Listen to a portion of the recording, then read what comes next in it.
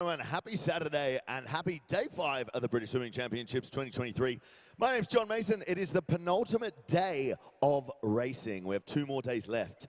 It starts right here. These are athletes, best in the business, battling it out in that pool behind me, trying to make it into tonight's finals and hopefully being crowned British champion. A lot of them looking to make some of those teams for the events over the summer, which is, you know, a big battle. We've got lots of European juniors. We've got the World Championships coming up in Japan. It's going to be an amazing one to watch. You know what else we got coming up over the summer as well is the World Paraswimming Championships coming to home soil. It's coming to Manchester. You guys should get yourself tickets. It's going to be an amazing event. And we put a little video together to tell you a little bit more about it. So let's take a look.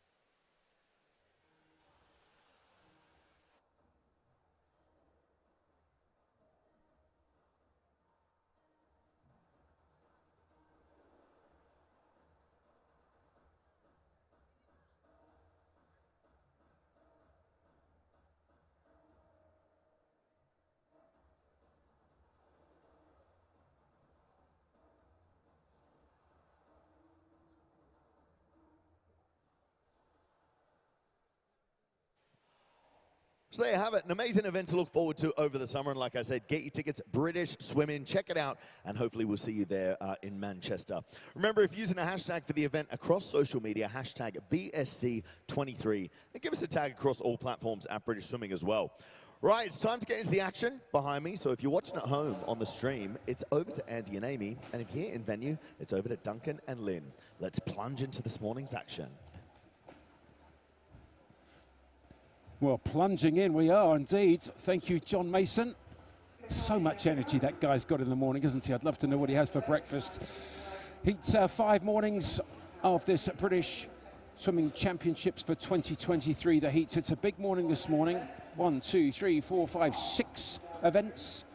And 6 heats in most of them, not the 800 metres freestyle. I think we've just got 3 of those, but women's 50 metres backstroke, then the men's 50 freestyle, the fastest men in Great Britain in water. They'll be going in that 50 free at 9, starting at 9:39. Women's 400 metres freestyle will be interesting, and then Duncan Scott, our British Olympic silver medalist on that 200 medley, gold of course on the 4x2. He goes at 10:26. The women's 200 individual medley, and then most of the heats of the 800 freestyle, but not all. And again, delighted to be joined by Amy Wilmot, triple Olympian, Commonwealth champion on the 400 medley. We've not got the 400 medley this morning, but we do have 2 200 medleys, Amy, and that's going to be fascinating to see. Duncan Scott only swum 1 race so far in 5 days, but now he has all his big stuff coming right at the end of the week. Must be tough to wait so long. Yeah, it's pretty unusual for us not to see him in lots of events this year, just choosing to prioritise some of those different events, and he's world-class 200 medley swimmer. Also, you've got Tom Dean in there, who last year swam really well in that 200 individual medley, and then both of those guys with the 200 free tomorrow. So plenty still to look forward to towards the end of the week. Well, we certainly do, and it'll be interesting to see what he decides to swim, Duncan Scott, because he did come second on the 100 metres freestyle. The top 3 finishers on that did the consideration time. I'm not sure he will decide to do that one. I suppose it's going to depend on whether he does the consideration time on the 200 medley, which is coming up this morning. Really tough consideration times they are on that one. Some of them are relatively easier to do. Nothing's easy, of course, in world swimming at the moment, but some slightly easier than others. And that's one of the harder ones, the 200 medley. This, though, first race up, it's heat 1 of the women's 50 metres backstroke. Kate Morris of Nova Centurion goes in lane number 4. Morris, the fastest seed in 4 in the black suit right in the centre of Nova Centurion. Good start in 3, though. That's Catherine Elland of Poole in that yellow hat. She started well. Good fast turnover. holding water reasonably well down this first 30 metres or so, and Catherine Elland of Poole Swimming Club in lane number 3, going well. Also going well in 7 is Lily Grover of Royal Wolverhampton School, and these two coming into the wall. Who's going to get the touch? It is in 3. Is it just 30.00? Catherine Elland of Poole, second 30.12, 12/100ths of a second behind is Lily Grover, 30.00. Yeah, really good swim there. Personal best, but she'll probably be slightly annoyed that she didn't just break that 0-0 barrier, but really good start to heat number 1. Well, 30 flat in the very first heat of 7 heats of those women's 50 metres backstroke. Won it by 12/100ths. Knocker third, Morris fourth, Monday fifth. First 6 under 31 seconds. So we will be rattling through these heats this morning, I'm sure. Heat 2 already of 7 of the women's 50 metres backstroke. Martha Stead of Pershaw in 4. Hall of Deventio in 5. Sophie Weston of Warrington Warriors in 3. Just watch where they put the feet. There's that little ledge that just hangs down. Those 2 ribbons secured by the mechanism on the top of the block. Nobody in lane 1.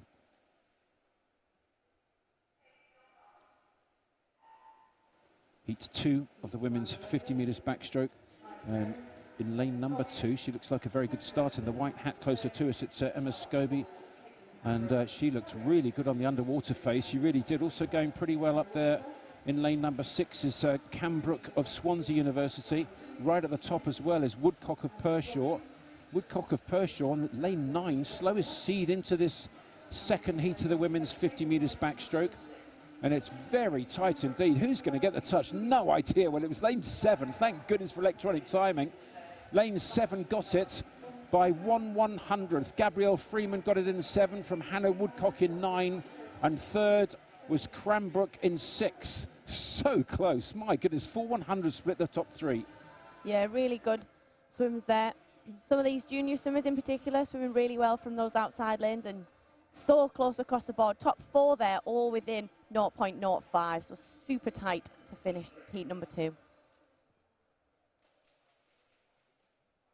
Heat 3 already of this women's 50 metres backstroke. Fastest seed is Jess Meller of City of Stoke in 4. Ebbage of Tunbridge in 2. Smith of Bath 3. Meller of Stoke in 4. Laura and Marshman in 5.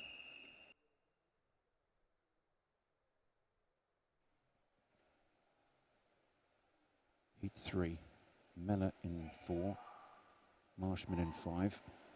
So heat 3, a little bit slow reaction to the gun in 4, but a decent start it was. Well, right at the top there again, Matthews in 9. Yeah, really good there. She went the full 15 metres underwater, which is so important in these sprint events. So right at the top there, Tegan Matthews of Guildford City, just ahead at the moment by maybe 30 centimetres or so. Good fast turnover. And she's really driving underneath the backstroke flags. 5 metres to go. Is she going to get the touch? I think she does. She does. 30.33, so a tiny bit slower than the previous heat, but still a very good swim and a lifetime best for her in lane number 9, Tegan Matthews. Yeah, lane number 0 there.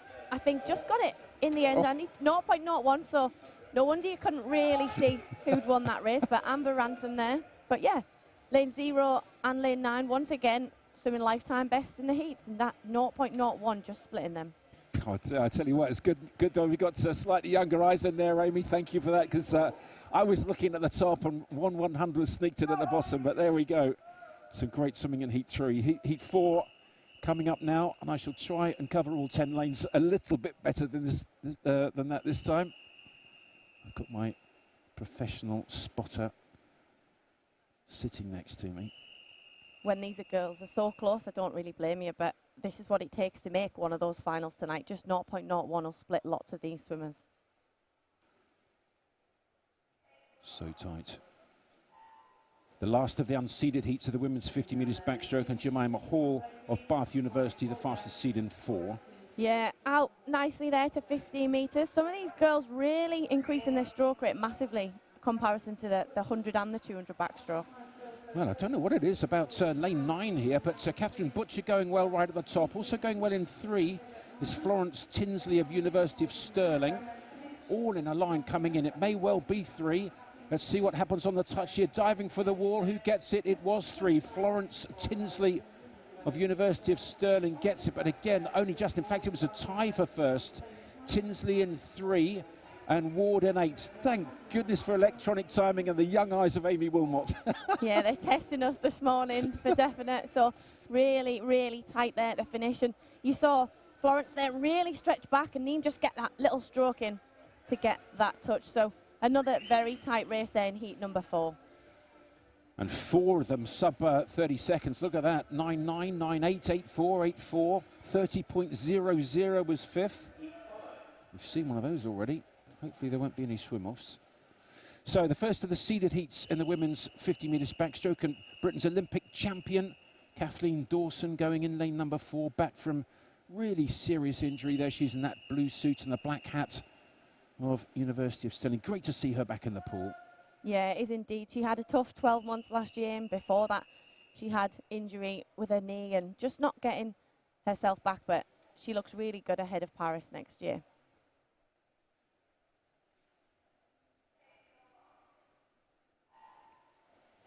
So Dawson is the fastest seed in lane number 4, still very early in her comeback, so don't really expect her to do much. Just be interesting to see how she does do. Really looking forward to her building through this next 12 months and into Paris, because we'd love to see her on the plane for that one. She's going well, Kathleen Dawson in 4, Kinsman in 5 of Mount Kelly in the white hat going well. She's having a go at Dawson here. This will be interesting. Kinsman sees the opportunity. She's in lane 5, dives for the wall. She gets the touch. Kinsman 28.74 from Dawson 28.9, so they'll both be in the final. But impressive though from the youngster Kinsman of Mount Kelly. Yeah, swimming a lifetime best there in the entry time of 29.12 and finishes there in first position in that heat, 28.74. Kathleen just behind 28.91, but didn't look too difficult for Kathleen there this morning. Top 5 sub 30, it's quick. This heat 6 of 7, the middle of the 3 seeded heats. Lauren Cox, the silver on the 100 metres backstroke, fastest seed in 4. Katie Latham in 3, Cox in 4. Kiddiest Hodgson of Leeds in 5. Yeah, juniors as well in 7, 8, 9 and 1, so they can't qualify in the 50 metre backstroke at the European Junior Championships in the summer, but these girls were battling out really tough in that 100, so if they swim really well in this, they might also get that opportunity.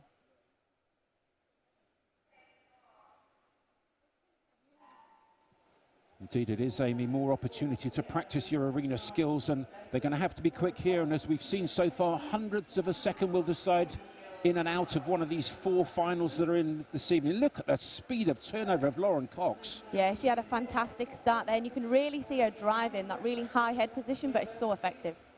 She did win silver on the 100, and she's going very well indeed here on this 50. This is impressive, really impressive. Look at this, 28 low. 28.63. Well, it's a really good swim, right on the similar time that the previous heat was won in by Blythe Kinsman. So that's going to be an interesting final tonight, certainly. Lauren Cox winning it quite comfortably in the end there, Amy. Yeah, she looked very controlled there. Not wasting too much energy, just kind of easing through that stroke all the way into the finish in 28.63. So definitely up there with our previous seeded heat. And the final heat of the women's 50 metres backstroke. Maddie Harris, the gold medalist on the 100 metres backstroke. Also swam decent 100 free, 200 free. So important for our relays. There she is, Maddie, Welsh record holder on that 100 metres backstroke. No, I didn't check whether she's got the Welsh record on the 50, because Georgia Davis was very quick. I'm guessing, wild guess, probably not, that Georgia's still got it, because she was a brilliant 50 backstroker. I'll check that one for you. Yeah, no lane 5 in this final heat. Final heat, women's 50 metres backstroke. Maddie Harris right in the centre from Swansea University. Great programme they've got going, and she's had a good start in 4. Yeah, I love to see these sprint backstrokers really use that underwater work. It's not only effective as in the distance, but they're so powerful and quick to 15. She looks very strong indeed. Look how high her head position is. Right back, keeping her body nice and flat. Beautiful backstroke, really driving. Great coaches at Swansea. Really done a good job. 28.2 is the fastest we've seen so far. That's impressive. 28.27. Meddy Harris wins the final heat of the women's 50 backstroke. 28.9 was second, Pia Murray. Quite a few 29s. Yeah, and she looked like she didn't really pick it up into the finish. She just held that stroke rate throughout that 50 and looking very comfortable tonight. She's definitely one to watch. Top 5 sub 30 seconds for the 50 back, and no doubt about the winner though. Very fast indeed. Meddy Harris looked really good. Gold on the 100. And now will start as favourite for that women's 50 back tonight. So here we go. Full summary. Top 8, 29.6 made it in. Meddy Harris in fastest, but all the big guns in the centre. Harris, Cox, Kinsman's done well to get in there in the centre lane. Dawson. That's going to be a cracking final. That 1/100th. Kidius Hodgson just missing out on the A final. She'll be fastest in the B final. Yeah, and it was really tight from 10 to 16. So I wonder, who's back in here? I can't do the maths quick enough there. Joint 14th there. So you triple 14th place to make it back in that B final. 29.98 over 29.99, 30.0. So nothing splitting those girls. So it's super tight there. That's incredible, isn't it? A three-way tie, 14th, 15th and 16th. So they're three-way tie, and then 1/100th behind them. There's another 2 tied for first reserve. My word. 1/100th splitting 5 swimmers. That's incredible. More ties. Look at this. 30.44s, 247s, 249s, 250s. Amy, that tells me make sure you hit the finish well, because 1/100th makes a massive difference. Yeah, it does indeed, and I wouldn't be surprised if there's potentially some swim-offs there for tonight. If not, then these girls are the right side of that mark. But yeah, so tight all the way down there. Even in the last place there, joint 64. So I would not have liked to have been in that race and made a little mistake, because you'd have been straight out and missed out on one of those finals. Some straight out, some straight in. Depends on which side. It's amazing. I always find everyone says, oh, you got lucky, didn't you? You got lucky. Well, I'm a massive fan of you make your own luck. And it's somehow the better swimmers just find a way to get on the right side of lucky, do they not? Yeah, I think so. It's often those swimmers who don't make any mistakes or make the least amount of mistakes that come out on top. So you might not have had the perfect race plan, but if you've executed the bits that are really important and you've maybe finished very well, then it gives you that benefit. And especially in this men's 50 freestyle, I'm sure we'll see plenty more ties, because there just isn't time to make any mistakes. Well, I'm sure they will have watched very carefully. The men will have watched those women 50 metres backstrokers. Fastest Britons in water. The next 7 heats. Normally we'll have had 6 heats in this session, but with just 5 extra swimmers, they decided to swim a 7th heat. 3/100ths of a second splitting these guys. 3/100ths on entry time, splitting all 5 guys in this, the first heat of the men's 50 metres freestyle. And Jacob Mills of Leicester right in the centre. Yeah, came up quite early on that start, but very, very effective there. The Dawlish swimmer in lane 5 also going really well off the start. Well, this is tight, isn't it? Really tight in 4. It looks like it's Jacob Mills, but who's going to get the touch? I think Mills has got it. Yes, he has. Well, he swam a really good 100 metres freestyle. I know his mum was delighted. Leah saw that on Twitter, and well, Mum, you can be happy again, because look at that, 23.33. He's won heat 1 of the men's 50 metres freestyle. Well done. Mills family having a great meet so far. Yeah, another lifetime best there, 5.3 of a second. So over a 50 metres, that's very, very good. Often looking for 0.1 here and 0.02 there even. So to swim a 0.3 personal best in the heats is brilliant. Excellent swim. Heat 2, men's 50 metres freestyle. Adam Strickland of Derwent side, the fastest seed in 4. Leon Molam in 3. Josh Bailey in 5. Heat 2 of 7 heats of the men's 50 metres freestyle. And quick up into his stroke in lanes 8 and 9, actually. Rooney in 9. Rooney going well in 7. It's Liam Dawson of Deventio. Yeah, these boys now really, really fast turnover in this 50 freestyle. head down this last 10 metres or so. The white hat, you can just about see it. In fact, it's a yellow hat, just been overtaken in 7 by 6. Ollie Watts, I think, got the touch. 7 ended up getting it by 2 100s. That's interesting. Liam Dawson, 23.50. Ollie Watts, 23.52. Yeah, these swimmers making it tough for us to keep an eye on who's getting those finishes. So some of these athletes are swimming very well into the wall, and having a great finish and almost overturning and powering in is making that difference. So 23.50 over 23.52. There's nothing in it again in heat number 2. And Amy, yesterday I know you were talking about accelerating into the wall and winning the race at the finish, not necessarily on the start, but certainly at the finish. And we've seen some good stuff going on this morning, and so important that they do that here. Yeah, indeed. Any small mistakes in this 50 freestyle and you just get left behind, and you almost get stuck on that wave as well because these boys are so strong. So Millfield School in 2 and 3, Mount Kelly in 5. Some great high school programs we've got in Great Britain at the moment. And in lane number 5 from Mount Kelly, Alex Mason possibly had the best start in the white hat in the centre. Mason going well. In 6, it's Ross Leslie of Edinburgh University, maybe just starting to take over now, though. He's a big chap, is Ross Leslie. Let's see how he hits the wall. I think he's got it. No, he doesn't. Lane 1's got it. Lane 0, excuse me. Goodness me. Rohan Smith of Skipton came from nowhere. Wow, what a great finish he had. 2 100s he won it by. Yeah, super close in terms of that time as well from the heat before. So wanting to be the right side of those swimmers. So there was no lane number 1 in that heat. And Rohan Smith there had an excellent finish. Got that arm right into the wall. Almost hit their touchpad harder and come out on top.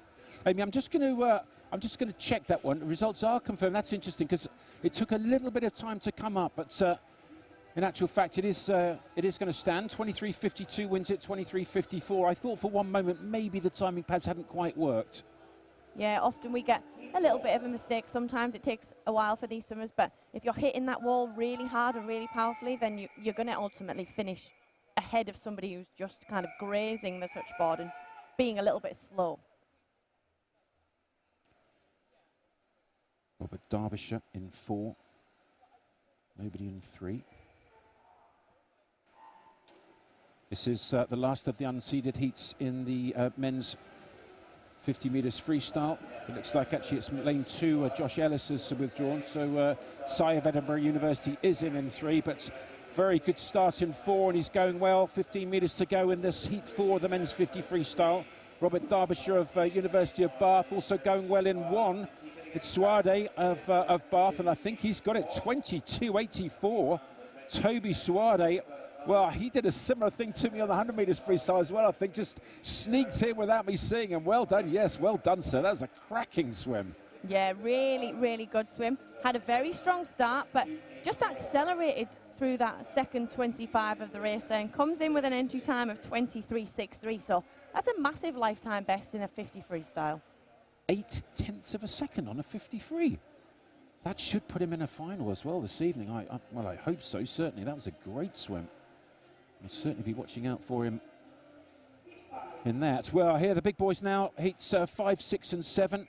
And there's Matt Richards, world's fastest man, 100 metres freestyle from the heat swim that he swam on the 100 free. Yeah, he was excellent the other day in that men's 100 metres freestyle. So really looking forward to him in this 50. Ended up 3rd in the individual 100, but still may get a chance to swim out of the Worlds. The first of the seeded heats of the men's 50 metres freestyle, Matt Richards in 4, Jacob Whittle in 3, another Olympian, Dan Jones of Swansea in 5, Ewan Taylor in 6, but it is in lane number 4, Matt Richards, and he looks very good indeed here. Really strong with that white hat, very low head position, body nice and flat, turnovers really quick, and this is good to see. Matt Richards on the 50, he's got good speed, 22.21 wins it by 0.4 of a second, really quick. Yeah, very good finish there, setting a new lifetime best, so we knew he'd be on form in that 100 after that 100, so for him to come into the 50 this morning again. But both him and Dan in the centre of the pool, they had excellent starts. They were off and up and almost gone from the rest of the competitors, and Jacob Whittle finishing very strong just behind Matt there. Really excited to see Richards here. He's really learning the speed. He had a fantastic heat swim, 47.7 on the 100 metres freestyle. Didn't quite put it together in the final, ended up coming third. It was so close though, still underneath the consideration time there. And with that relay qualifying, I'm sure he'll go to the World Championships. It's heat 6 of 7 of the men's 50 metres freestyle. There's Lewis Burris, the champion on the 100, the British record on the 100. Let's see what speed he's got on this 50. The black suit just kicking that little kicker at the back of the starting blocks. Second last heat, 53. Calvin Fry in 3, Lewis Burris, the champion of the 100 in 4, Alexander Cahoon in 5, Carswell in 6. It looks like in 3 at the moment it's Calvin Fry, great start from him, but Lewis Burris starting to come back now in 4. Wow, that middle section of the 50 there from Burris, so strong. He's starting to swim away. The consideration time for the Worlds is 21.85, 21.85, 21.95, 1/10 of a second outside of the consideration time on this 50 in the heats, but he did it on the 100, so he'll be going, I'm sure, to the Worlds. I wonder if he can go a little bit quicker in the final this evening. Yeah, he was very good there. Lewis come up a little bit earlier than the rest of those boys, but he got into his swimming stroke very well and just motored through that middle section of the race, as you said. So joint second there from Alex Cohn and Thomas Carswell, 22.74, but Lewis Burris sub 22, 21.95. I like that. Well, that's very good. Good speed, great speed. And talking about speed, the fastest man in the world in water last year, Ben Proud, goes in lane number 4. There he is with his back to you, head down, black hat, black suit, really ready to go. Final heat of the men's 50 metres freestyle. He won the World Championships, he won the Commonwealth Games, he won the European Championships. Unbeaten in 12 months he was. See how he does in the start. He's brilliant at the starts. No lane 2. So the black suit, the black hat, Ben Proud, the fastest man in water in the world, and he's had a good start. Cumberledge with him though, that's interesting. Yeah, Ben's such an amazing starter. He has that lovely upright position. You just kind of look scared when you're next to him. I'm scared sitting here watching him. He's so good. He looks comfortable here. He's just stroking through. 21.85 is the consideration time. Just outside of that, I think, yes, 22.3. Well, I've got to say, that looked like he was just going for a nice, gentle little stroll. He's had 5 days to wait for this, his first race. It's a long time to wait, Amy. Yeah, Ben no doubt will have been kind of out of this environment, just doing his own thing in his own programme, out the way of the pool, so just really getting ready for today. But he looked very comfortable there, and I think he might have took a breath in that, which we don't usually see. So tonight he's definitely got a lot more in there. That's a great point, actually, Amy. I was talking to his coach, James Gibson, a while ago, and he said, it was about the 50 fly, I think, and he said his race plan went completely to pot. He breathed, and I went, what do you mean he breathed? He goes, he breathed once on the 50 fly. I was like, really? Wow, just extraordinary. 22.33 he's done here, doesn't breathe on that 50 freestyle. Such a great technique, that lovely kayak stroke, and a super heat swim from him, Amy. Yeah, finishes 22.33. David Cumberledge there, got off really well at the start in second, 22.57. So we'll just see the summary now. Obviously, this is an official summary because we've had all 7 heats this morning. So Burris fastest in, 21.95. Then Richardson Proud, they'll be in the fastest 3 lanes. 22.74 made it. Oh, Suarez just out. Look at that. But there's a joint, what is there? A joint 5th, joint 7th, joint 9th. Goodness me. Well, luckily no swim off for the final. 7th and 8th equals 7th. Wow, so close. And look at that. 12 guys under 23 seconds. 23.26 made the B final. Interesting, Ben Proud deciding not to give it all guns blazing in the heat, whereas Lewis Burris did look pretty quick. We haven't seen Ben race yet, so he's probably just wanting to come here this morning, do enough and swim really comfortable. And he did look just like that. He just looked like he could have probably turned and carried on and done 100, even though I know he hates the 100 metres freestyle, but he looked very comfortable there, and I'm sure there's a lot more in that tonight. The rate will be higher, he'll probably keep his head down, his start will be a little bit tidier, so he knows when he comes back tonight he's got a couple of things that can just take massive chunks off the heat swim.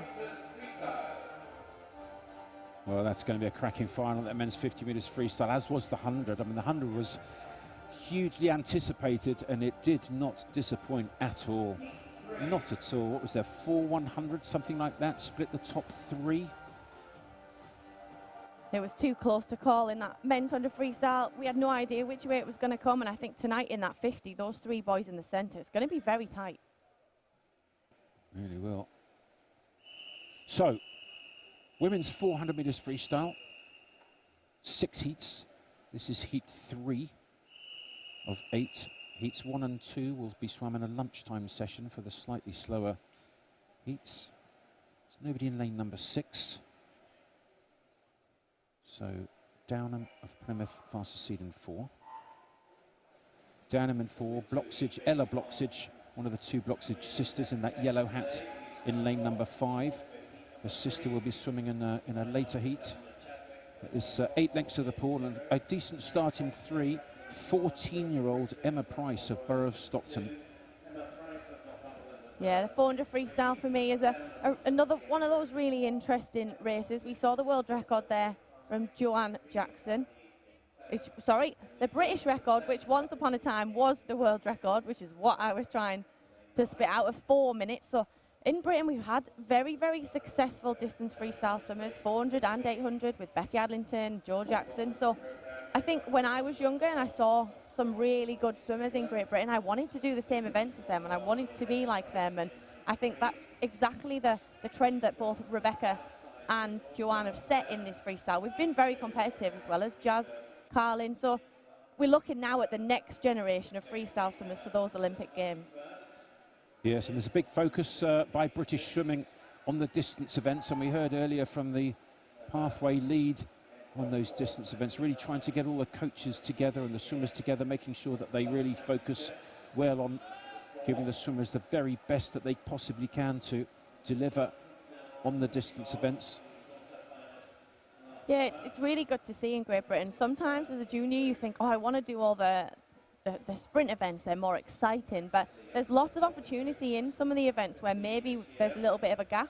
I certainly used to swim backstroke and medley, a little bit freestyle, not very well, but I looked where I could really improve, and I thought there's a little bit of a gap there in the 400 individual medley. I'm quite good at it, so I'm going to really work towards that. And lots of these freestyle swimmers have got that opportunity, looking for that gap in British swimming, and they could maybe be the next generation of swimmers in LA.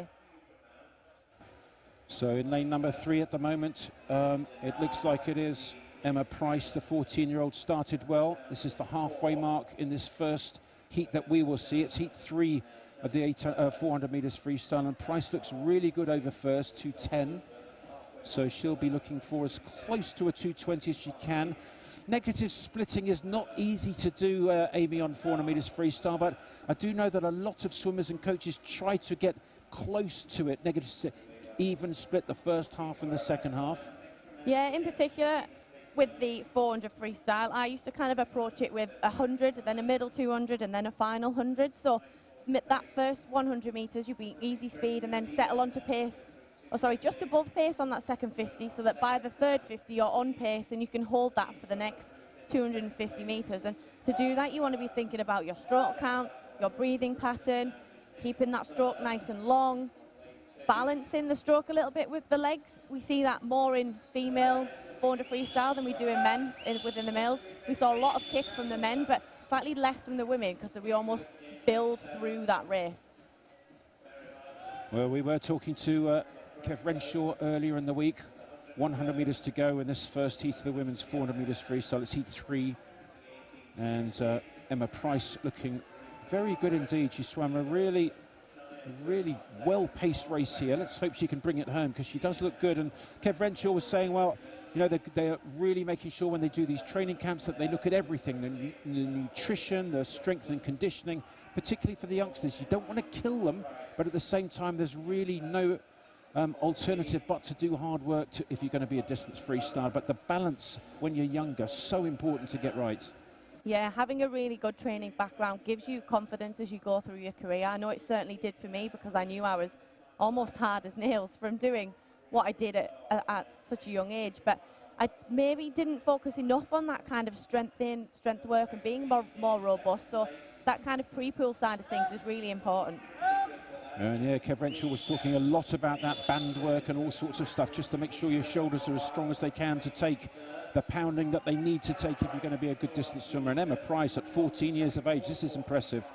So 2:25, so she went a 2:10, then a 2:15 to go 2:25 on this heat 3 of the women's 400 metres freestyle. And that's an impressive swim. 9 juniors in this heat 3. And that was a very good swim. And she won it in the end by quite a way, 4 seconds in the end.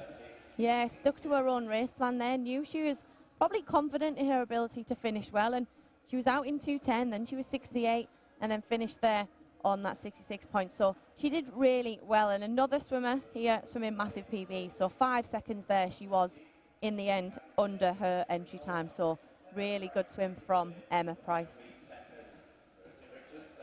So Emma Price winning the first heat that we've seen. It is heat 3 with heats 1 and 2 in the afternoon session. 4:25.5, won it by 4.5 seconds from Reed of Aberdeen, Richards of Rushmore, Mitchell of Leicester. Heat 4 of 8 women's 400 metres freestyles. Alicia Dingle, the fastest seed from Loughborough University, going in lane number 4. Yeah, lots of competition here. Obviously, it's very difficult to swim 2 400s in one day. The 400 freestyle and the 400 individual medley are tough doubles to do. So these girls need to swim very good this morning to make it back. But then it's tough to rest and recover and come back and swim well again. It is interesting, Amy. I was talking to one of the coaches just before the warm-up about that. And, you know, some of these programs are really tough. There's swimmers who are doing 6 and 7 events here. And if you do a 1,500, an 800, a couple of 400s, a couple of 200s, maybe a couple of 400 medleys, you've got to stick in a massive program in the week. And some swimmers' attitudes, when they're not quite as experienced yet, seems to be, God, that's so hard. Am I going to actually make it through? But as coach was saying, you know, the best in the world do it and do it very well. Yeah, the volume definitely adds up, and for me, my taper would reflect that. So I wouldn't rest too much. I'd have to still swim the volume the week before, around about the volume that I would when I was racing, because if I went almost too low and thought I'll take loads of rest, then when I was racing, I was actually swimming more than I did the previous week. So those kinds of things are factored into almost rest and taper, especially as you develop through your career and you start to get a little bit more technical because you need to maybe freshen up here and there or on your turns. So those things then become very important. So yeah, don't get too comfortable thinking, oh, I'm resting for a meet, I'm going to not do a lot, because sometimes you still need to do quite a lot of volume, but you just take out the intensity. You know, that is fascinating. I have to say, I didn't realise that you would do right up to the week before, Amy, a very short taper. I do remember doing the maths on Michael Phelps, and I know he's Michael Phelps, the greatest swimmer in history, but you know, what do the best guys do? And we did a calculation of how far he would swim during the week of the Olympics in warm-ups, races, and swim downs. And I don't know if you have any idea what the number might be, but I've got to tell you, I was absolutely astonished. If you think maybe a couple of thousand warm up and 1,000 swim down, that's 3,000 meters roughly before you've swam the race. So I'm going to go around 52,000. Oh, Amy, absolutely nailed it. 52,000. 52,000 meters Michael Phelps swam it during the week of the Olympic Games in his warm-up, his racing and his swim down. You cannot taper down to, you know, 20, 25,000 meters in a week, just as you've said, Amy, and go and do that distance. But yeah, good, absolutely spot on. Well done. There's no flies on Amy Wilmot, let me tell you. So lane number 4, Alicia Dingle of Loughborough University, the fastest seed into this heat 4, the women's 400 metres freestyle. And she's gone off well down the first half. This is the 250 metre turn, so 3 lengths left. Yeah, got a lovely stroke in the centre. Not using those turns as well as she could, but she's coming off the wall, nice and relaxed. She's got that lovely high elbow in her stroke there, and you can see when she's breathing, her head goes exactly in the centre, to the side and back in the same position. A lot of the time, we kind of tend to throw it around a little bit, so especially in younger girls, we'll breathe and then we'll kind of throw our head back down, and then it might look at the floor and the feet, and I'm talking from experience here because I was one of those swimmers, and it took me a while to then correct that and basically almost become more streamlined and more efficient. So yeah, she's got a lovely example of that. Still head position, turns to breathe, and it goes back in exactly the same position. Amy, was this something that, you know, when you weren't doing it and then suddenly you were doing it, was there like a light bulb moment when you sort of got it and you go, actually, if I do stick my head up, I'm going to go slower. If I can get this tight streamline, I'm going to go faster. Was there something that kicked it in, or was it just practice, practice, practice? Yeah, I knew exactly that I needed to do it, but because I'd been doing it almost wrong, and not necessarily wrong, but not very technically for so many years, it took me a long time to kind of rip that technique apart and then put it back together a little bit better. And I still never had the best front crawl technique, and that's because when I was younger, I just practiced it in terms of, I just wanted to get in and swim fast in training. I wanted to beat the boys in training, and I didn't put as much technical emphasis on my strokes as I should have. So that's one thing I really wish I could have done. And definitely as a junior swimmer in that 11, 12, 13 age, you want to be thinking of those things because they're so important, and it takes a long time to correct something you've been doing wrong for so long. Well, they do say practice makes perfect. I think perfect practice makes perfect, certainly. Practice makes permanent. So you just got to be careful what you do practice there. Eleanor Kay of Bolton winning heat 4 of the women's 400 metres freestyle. Her time 4:27.1. Alistair Dingle of Loughborough University, 4:27.8 was second, with Katie Lee of Salford in third. Yeah, Eleanor there with a little smile on her face, coming into the meet with a time of 4:28.7, which she set this season. So to swim a personal best off a season's best is very tough, and 4:27.14 leads the way there. Alicia Dingle in second from Loughborough University, 4:27, and Katie Lee finishing third, 4:28.17. So in heat number 4, first 4 underneath 4:30. I think they're just going to change a time pad, so there'll be a tiny bit of a delay before heat 5. Amy, I've got a question for you on the seeding. So in the 50, 100 and 200 metre races, they seed the last 3 heats. So they even out all the fastest 30 swimmers over the last 3 heats. In the 400s and 800s, they do it over the last 2 heats. Why do they I'm going to say discriminate, that's a big word, isn't it? Why do they discriminate against the distance guys? If there's 8 heats, why would they not, of both, of the 100 or 200 and a 400, why would they not split them evenly over the last 3 heats in the 400? So traditionally at international level, you have a heat, a semi-final and a final. So you've got 16 swimmers that progress from the heats to the semi-finals. In those 400s, there's only 8 swimmers that progress into the final. So they only split the last 2 heats in terms of that seed rather than 3, because in theory they're closer together, tighter together, so there's less chance to miss out. So it used to be the last 3 seeded heats, if I remember rightly, when I was a bit younger, but they've changed that now. So it is the last 2 heats, because in Olympic and World Championships, there is no semi-final, so only 8 swimmers will then make it through. And you know what? I think that's absolutely correct. I still don't like it. I would like to see a little bit more of a split, because why, if you're a 100 swimmer, do you have a really good spread of people that you swim against in your heat and then all the big guys in the final? Whereas on a 400, you can swim against quite a few of the same people in the heat and stay in the final. Go on, tell me. You got your finger up. I'm feeling like I'm about to be told off. Go on. I like it because there's usually... What do you like? Because there's usually a bigger distance and a bigger gap between the swimmers. So if you split the last 3 heats of a 400 individual medley, probably the centre swimmer will be swimming on their own in each individual heat. Because the times are tighter together, it then basically gives you someone to race a little bit more, whereas the 100 and the 50s, there's lots of competition. So I like that rule. You know what? I'd never thought of that. It's a good answer. It's a very good answer. Darn it.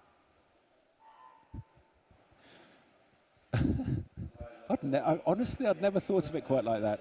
As a sprinter, you don't think of stuff like that, do you? As a sprinter, you don't think, well, over 8 lengths or 16 lengths or 30 lengths. You just don't. I only had to do 1 or 2, and then I'd get out and have a shower and go home. So you don't think about all these other people on the fours. Anyway, this is heat 5 of 8. It's the last of the unseeded heats, because there's only 2 seeded heats, Amy, in a 400 metres freestyle. But actually, no, it's not the last of the unseeded. There's 2 more still to come. I'm getting way ahead of myself here.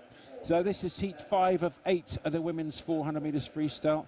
Nicole Ryan of Guildford City in lane number 4 is the fastest seed. She started well, also started well in 6 is Amelia Bryan of Beckenham, and up there in 8, one from the top, is Scarlett Orchard of Loughborough University. Yeah, these swimmers really starting well in this 400 freestyle. They'll be looking at the times before and they'll have seen the benchmark that's been set. And when you come into the meet, every single person in this program, I think, has entered in this heat, has entered on a season's best or a personal best. So these swimmers have been swimming very well so far. So there's not a lot splitting them in terms of who's on form and who's not. So you'll want to get in and compete the best you can. And we've seen it plenty of times this week as those swimmers in the outside lanes just doing their own thing. They're not worried that they're not in the centre of the pool and they're not the fastest seed. And just sticking to their own race plan, focusing on them, and it seems to be working very well, and they're getting the results that they want. Well, they certainly are. I don't know how many lifetime bests we've called here so far at this championships. Normally, I have to say, British senior guys in British swimming want you to do a season's best, try and perform to the best you can from this year, and I completely get that, but it's been blown away by the number of lifetime bests that we've seen at this championships at the Ponds Forge in Sheffield, the British Championships of 2023, and already up there in lane number 8, Scarlett Orchard looking very good indeed from Loughborough University. She started well. This is the halfway turn in heat 5 of the women's 400 metres freestyle, and her time 2:09.9. So off that she could probably go a 23, maybe 22, 24, something like that. That would be great. Lifetime best 4:27. Yeah, she should be capable of that. I think in particular in these events, it's there's not a massive drop-off between the first 200 and the second 200, like you mentioned earlier, Andy, because these girls are strong enough to know that they can't go out super fast because it's very difficult to come back, but also they're getting that balance right of being strong to 200 but being stronger to finish. And that's how I used to focus on the race a lot. I would be thinking about, right, I need to be out there in the mix, but I need to make sure that I've got that little bit more to be back even stronger if I'm going to be competitive in the 400 freestyle, because it's kind of that middle ground of it's not a 200 sprint, it's not the 8 or the 15, so it's actually very difficult to swim well in this event. Well, getting the pacing right is tough, but I've got to say here the Loughborough University student Scarlett Orchard looking very good indeed with 100 to go. She was 2:10 flat pretty much at the halfway mark. She's just gone a 66.9 on that last 100, so if she can go another one of those, she'll go, what will she go, 17 and 7 is 24, something like that. Lifetime best is 27, so she's on for about a 4:20, 4:23, 24, something like that. Yeah, and quite often you'll find something extra down this last 100, whether it's a leg kick like we're seeing in the centre of the pool, and also in lane number 8 there from Scarlett. They've started to increase that leg kick to help as their arms are getting tired. And the last 50 metres of a 400 freestyle, we've seen, especially at international level, those swimmers with a massive leg kick that just drive into the finish are those that often win the medals. Well, she does look good. She's holding on well. The rest of the field trying to have a go at her, certainly in lane number 4. Nicole Ryan of Guildford City, and up there in 7, it's Isabel Jobson of Loughborough University, but Scarlett Orchard, her teammate in lane 8, lifetime best 4:27.4, and she's just gone 4:23.8. Wow. 3.5 second lifetime best, brilliant. And a little bit of a smile. I'd be doing the hula hoops, I have to say, if I was a 3.5 second lifetime best. That's brilliant over 400 freestyle. Yeah, indeed, and it's not easy to PB, but it's certainly easy when you know you're on form to get a larger personal best, because if you're 0.2 faster on every length in the swimming bit than you were, you're then nearly 1.5 seconds up on your personal best. So there's a lot of room for opportunity to improve in the 400 freestyle. Well, lifetime best for Orchard to win it, also for Jobson in 3rd place there. Some good swimming, but paced it really well. You were talking about the pacing, Amy, and she went pretty much 2:10 flat. I think it was 2:9.9, so 2:10 flattish, and then 2:13. That's good pacing on a 400 freestyle. It's not quite even split, but it's a really good effort, really good approach to it. Yeah, not a huge drop-off between that first 200 and second 200. So these swimmers now have seen another quick swim in the heat before. So lane number 5, we just saw on screen there, but in lane number 4, it is Emily Forward from Mount Kelly. Number 5 is Catherine Bailey.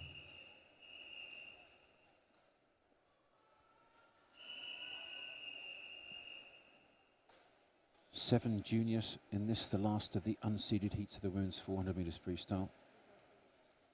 Emily Forward of Mount Kelly in 4. Her teammate in 6 is Ruby Griffiths. A couple of high school students in here as well, a couple of Repton students.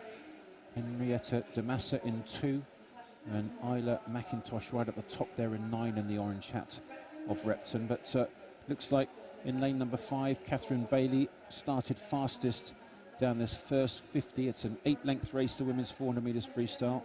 The final of the last of the unseeded heats. And a quick first 50 from Bailey. Over there in 30.1, so slightly quicker than we've seen in the heat before.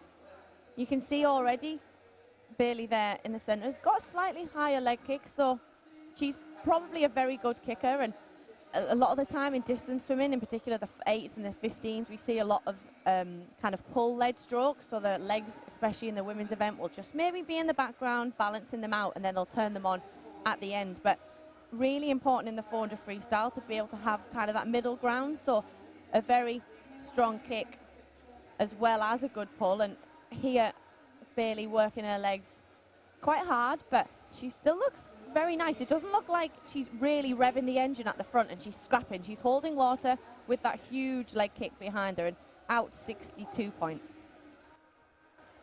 So 62 point at the 100. We'll keep you updated on the splits on this heat 6 of the women's 400 metres freestyle. She's really going for it here. This is impressive stuff for lane number 5. She's just turned in 134.9 there at the 150 mark. And she's working hard, her legs working hard.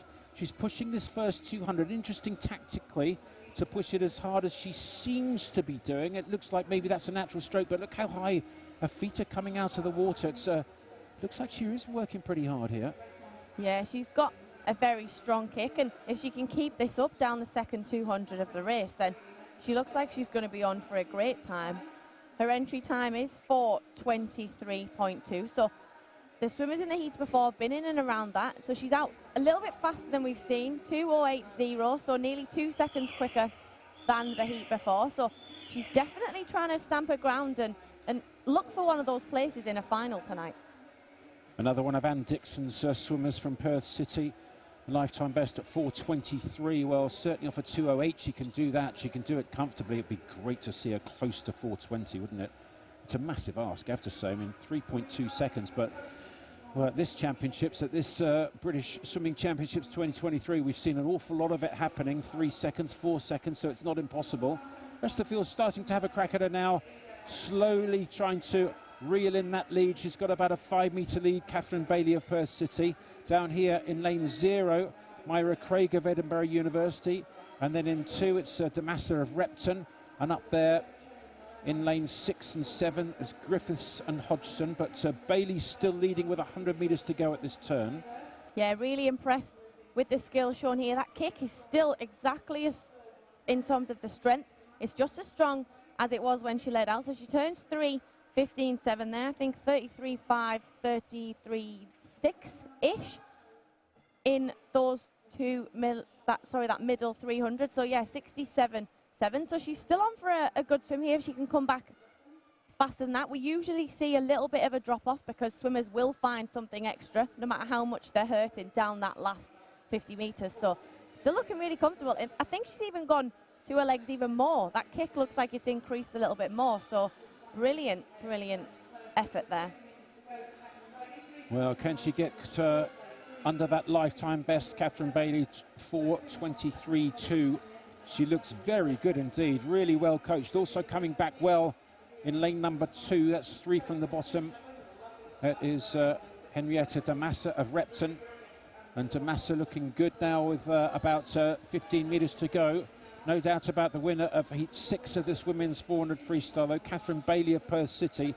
Lifetime best, 4:23.27. She's just gone 4:23.5, so just outside of that lifetime best.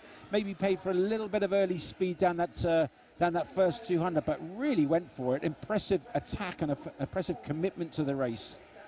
Yeah, definitely. Sometimes, even though you think you're way ahead of the field and that you're swimming really quick, maybe that's not in and around where she needs to be in order to swim her personal best time. So sometimes when you are on your own, even though you try not to pay attention to what's going on around you, it can be difficult when there's no one really helping you along and just pacing yourself off in that middle part of the race. But still a brilliant swim there, and leads by, what, 3 seconds from the rest of the competitors in that race. So brilliant swim, 4:23.5.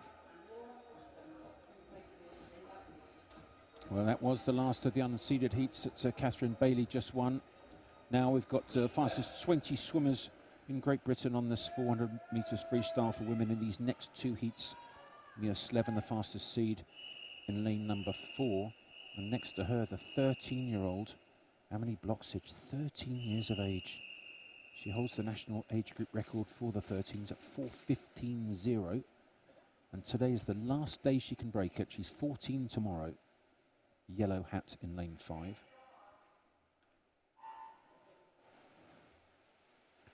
So heat 7 of 8 heats of the women's 400 metres freestyle, and Bloxage a silver medal age 13 at the national championships on the 800 metres freestyle earlier this week.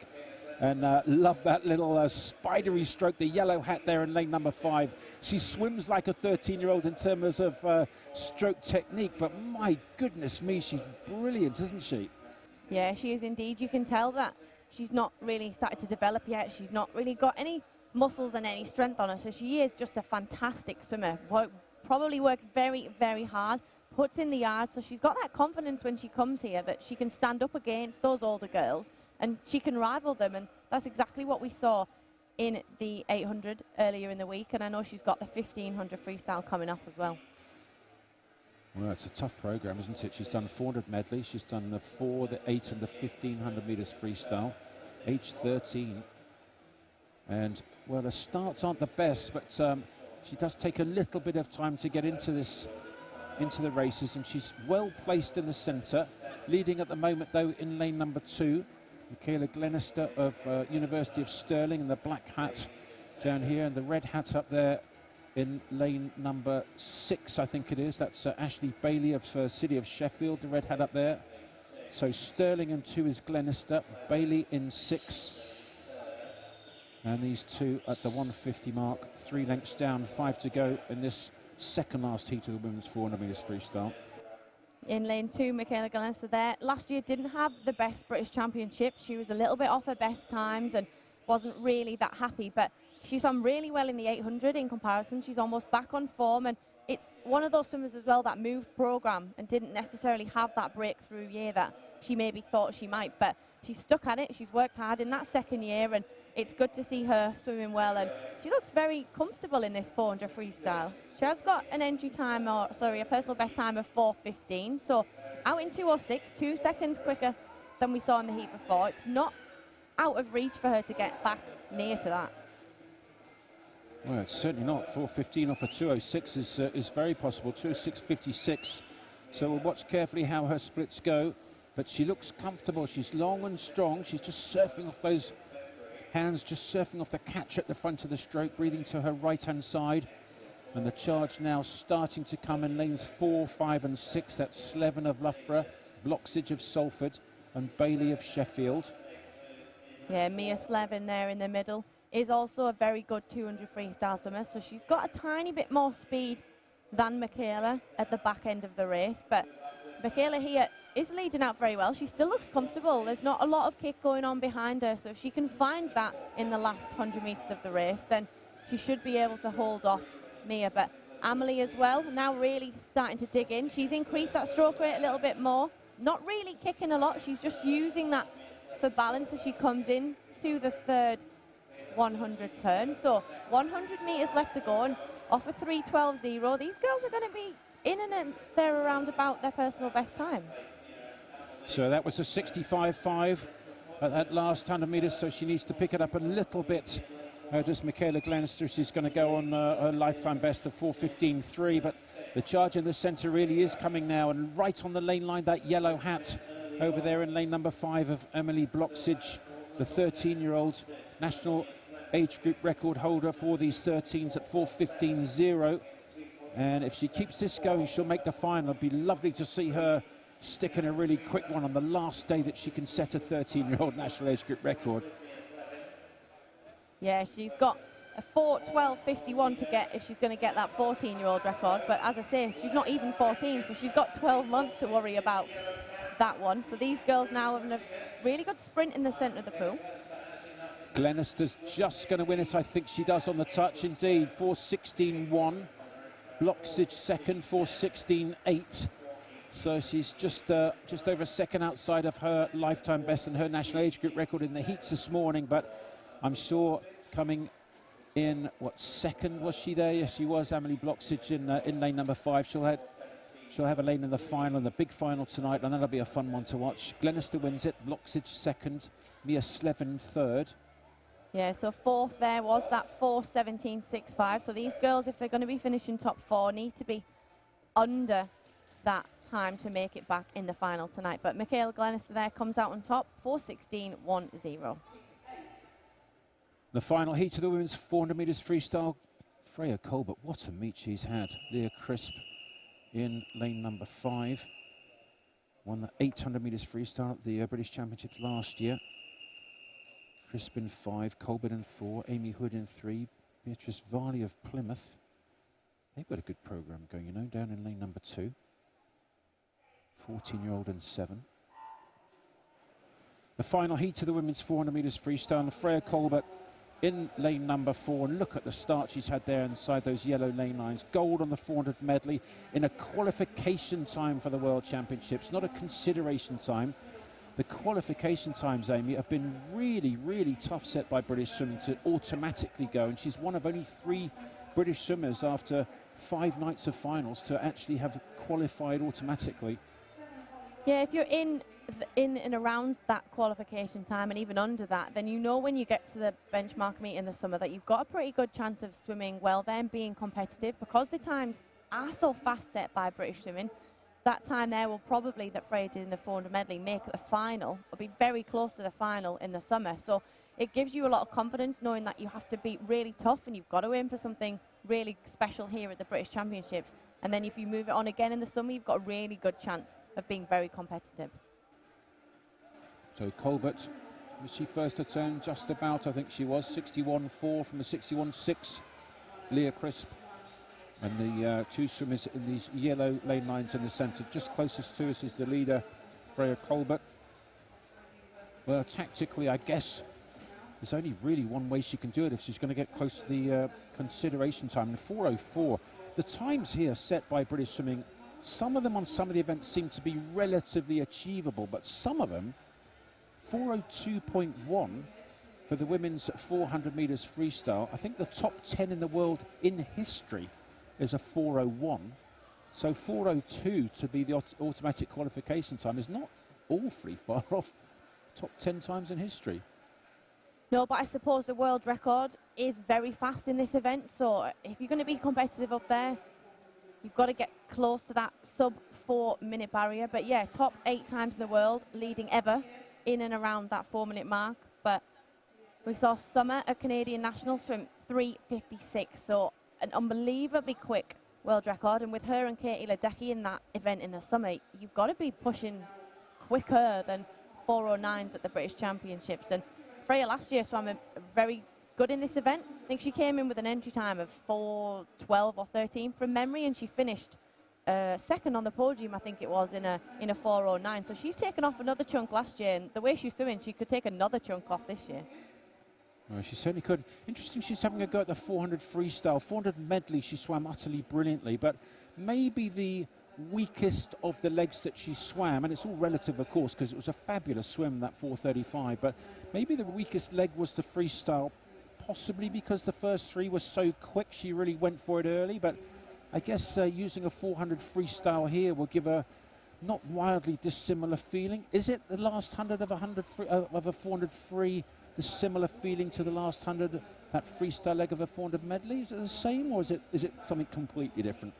I think in the 400 freestyle it's a little bit easier because you haven't had to change stroke and lose that rhythm. It's quite difficult in the 400 medley to swim from breaststroke to freestyle and then turn it on instantly. But if you've got a good chance of swimming here quicker than you might return in the 400 medley, then when you've had that change of stroke, you've still got kind of that rehearsal of what it feels to come back in a 62 or a 63. So Freya's a fantastic 200 freestyle swimmer. We saw her on the podium numerous times, part of those 4x200 freestyle relays. So she's a very strong freestyle swimmer, but I guess the 400 is slightly different to the 200. Well, she's had a very disciplined final turn there as well. Really good underwater, and took probably about a third of a metre off Leah Crisp. Closer to us of those two leaders in the centre is Freya Colbert, with Leah Crisp at the top of the two. But look at this Shannon Stott of Hatfield. Wow, she's come from nowhere, driving her legs really well. And she looks like she may well win this final heat of the women's 400 freestyle. She swam really well. Did she get the touch? Really tight. Well, Freya Colbert just got it by 1/100th of a second, 4:15.38 to a 4:15.39 for Stott. And third was 4:15.71, so very close indeed for those top three. And they look pretty easy, really. There's Freya Colbert. Well, she's had a fantastic meet, hasn't she? Gold on the 400 medley, gold on the 800 metres freestyle, silver on the 200 back. Yeah, she didn't have to do too much there this morning in terms of her personal best time, but Shannon Stott there had a brilliant swim down there in lane one, went out very controlled and finishes in 4:15.3, which is a lifetime best of 4 seconds. So she's in the final with that. So the provisional qualifiers for the final of this women's 400 metres freestyle, with a couple of slower heats to go at lunchtime. Fleur Lewis making it in 4:18.1, but Colbert fastest, Stott second, 1/100th splitting the top three, Crisp in third, Bloxage is in fifth. She'll have one more shot at that national age group record that she owns today, because it's a birthday tomorrow.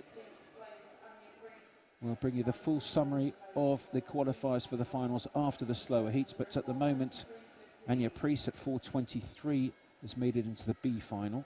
Great to see 4 finals, Amy, in each of these events. Yeah, it gives lots of opportunity for these swimmers, especially here at the British Championships, as we don't have semi-finals, so there's less of an opportunity to make it back into an evening session. So with it being over 6 days, this programme doesn't allow for semi-finals, finals. It would take a long time to cover the British Championships. So a slightly more condensed programme that we'll see at the World Championships, which is why we've seen some swimmers here as well, not doing the main events, prioritising different events to maybe get on the team, and then with the selectors they might then look at the programme when they're in the World Championships this summer. Well, I'm sure they will, and there's some really interesting decisions to be made. In this event, the men's 200 freestyle, we've got Duncan Scott. Well, this is the 200 medley. This is heat 3 of 8, and Duncan Scott will be, I think, in the final heat, the Brit who won 4 medals at the Olympic Games, the first British athlete of any sport to win 4 medals at one Olympic Games, a gold, and I think it was 3 silvers, wasn't it? And a gold on the 4x2, silver on the 200 free, silver on this, the 200 medley, and I think it was a silver on the medley relay. Yeah, and I know he still wasn't particularly happy when he left, because he set himself such high standards. So we'll see Scott and Dean coming up in the last 2 heats. But in heat number 3 here in the centre of the pool, it is Jacob Wibley in lane number 4.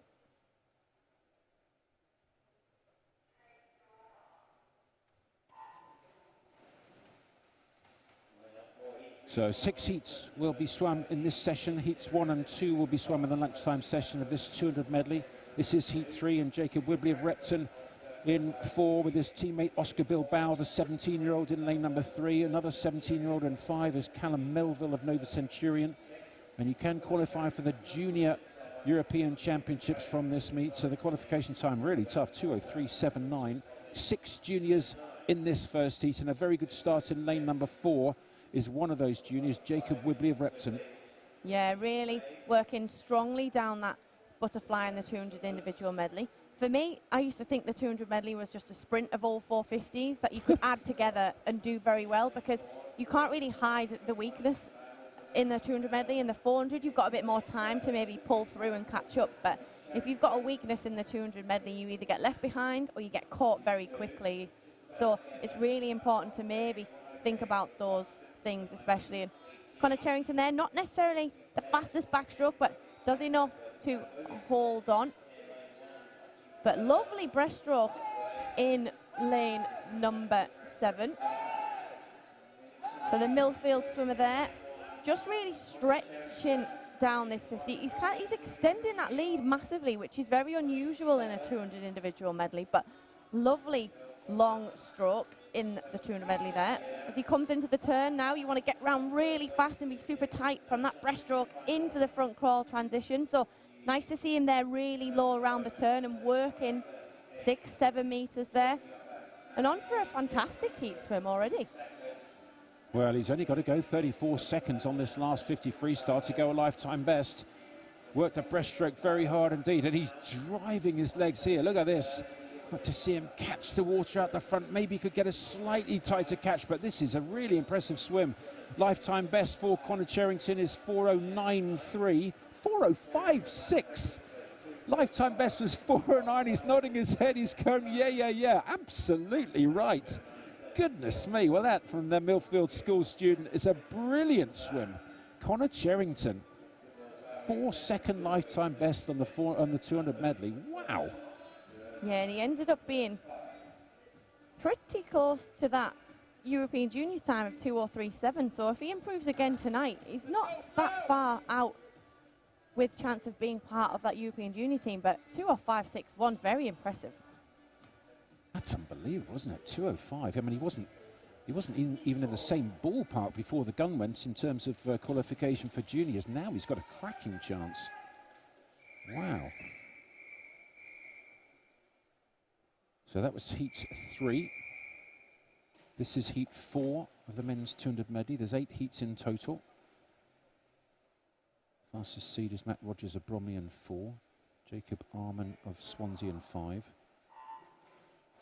Donatas Dragasius of Mount Kelly in lane number 6 in the white hat. There's 10 lanes, so lane 0 at the bottom, lane 9 at the top, and the fastest down this first 30 meters or so on the butterfly leg is Jacob Arman of Swansea. Yeah, out really well, nice and comfortably down the butterfly. You want to make sure that you're not overrating the first 50 of a 200 individual medley. It's very easy to get excited and get carried away down that first length, and then you suffer, especially on that fly to back turn because you're huffing and puffing and can't hold your breath. So it's all about the pacing in the 200 medley, but you've not got a lot of time to catch up if you make a little bit of a mistake. Another student, David Annis of the Royal Wolverhampton School in lane number 2. The black hat, 3 from the bottom, 0 right at the bottom of his shot, and then 0, 1 and 2 is David Annis of Royal Wolverhampton. Quite a good turn there, a little bit open, but technically having a go at it, not too bad at all. Yeah, just that crossover turn there from the backstroke to breaststroke transition. Little bit long, as you said, around the wall, maybe glided in, but if he can just tidy that up and tighten it up, it'll help with that transition. And lane 0 here, moving through very well on the breaststroke. Elijah got that super fast stroke, which we tend to see the opposite comparison of being long and steady or having that really high stroke rate in the 200 medley. But going well in the centre, Jacob Arman there is going to turn first, and now he's got to think about really starting to drive those legs, making sure he's holding that long technique as he powers into the finish. And got a very, very limpy kick, but very strong. Well, his legs do come out an awful lot out of the water. We'll have another look at that in a second. Look at that. He's kicking a lot of air. He's using a lot of effort, but it's reasonably effective, I've got to say. Lifetime best for Jacob Arman's 2:07.3. He's going to go a 2:05, I think. 2:05.9 off a 2:07.3 lifetime best. Doesn't bother with a 2:06, is Amy. Bah, don't do 2:06. 2:07 lifetime best, gone to 2:05.9. Great from Jacob Arman. Yeah, really good from him. And David Annis there in second. We see a lot of these swimmers, in particular in the 200 individual medley, will either not touch the 400 individual medley or they'll be good at both. So it's quite interesting to see the mix of swimmers in there. And David Annis was in the B final of that 400 medley and has been swimming personal bests all week, and he adds another one there to finish second. Well, that was heat 4, now heat 5 already. Andrew Bertoli of University of Stirling. We've seen him a fair few times in this championships already, Bertoli. He's had a good meet. Yeah, second in the B final of that 400 individual medley. So another one of those swimmers who knows he's tough because he's good at the 4 as well as the 2.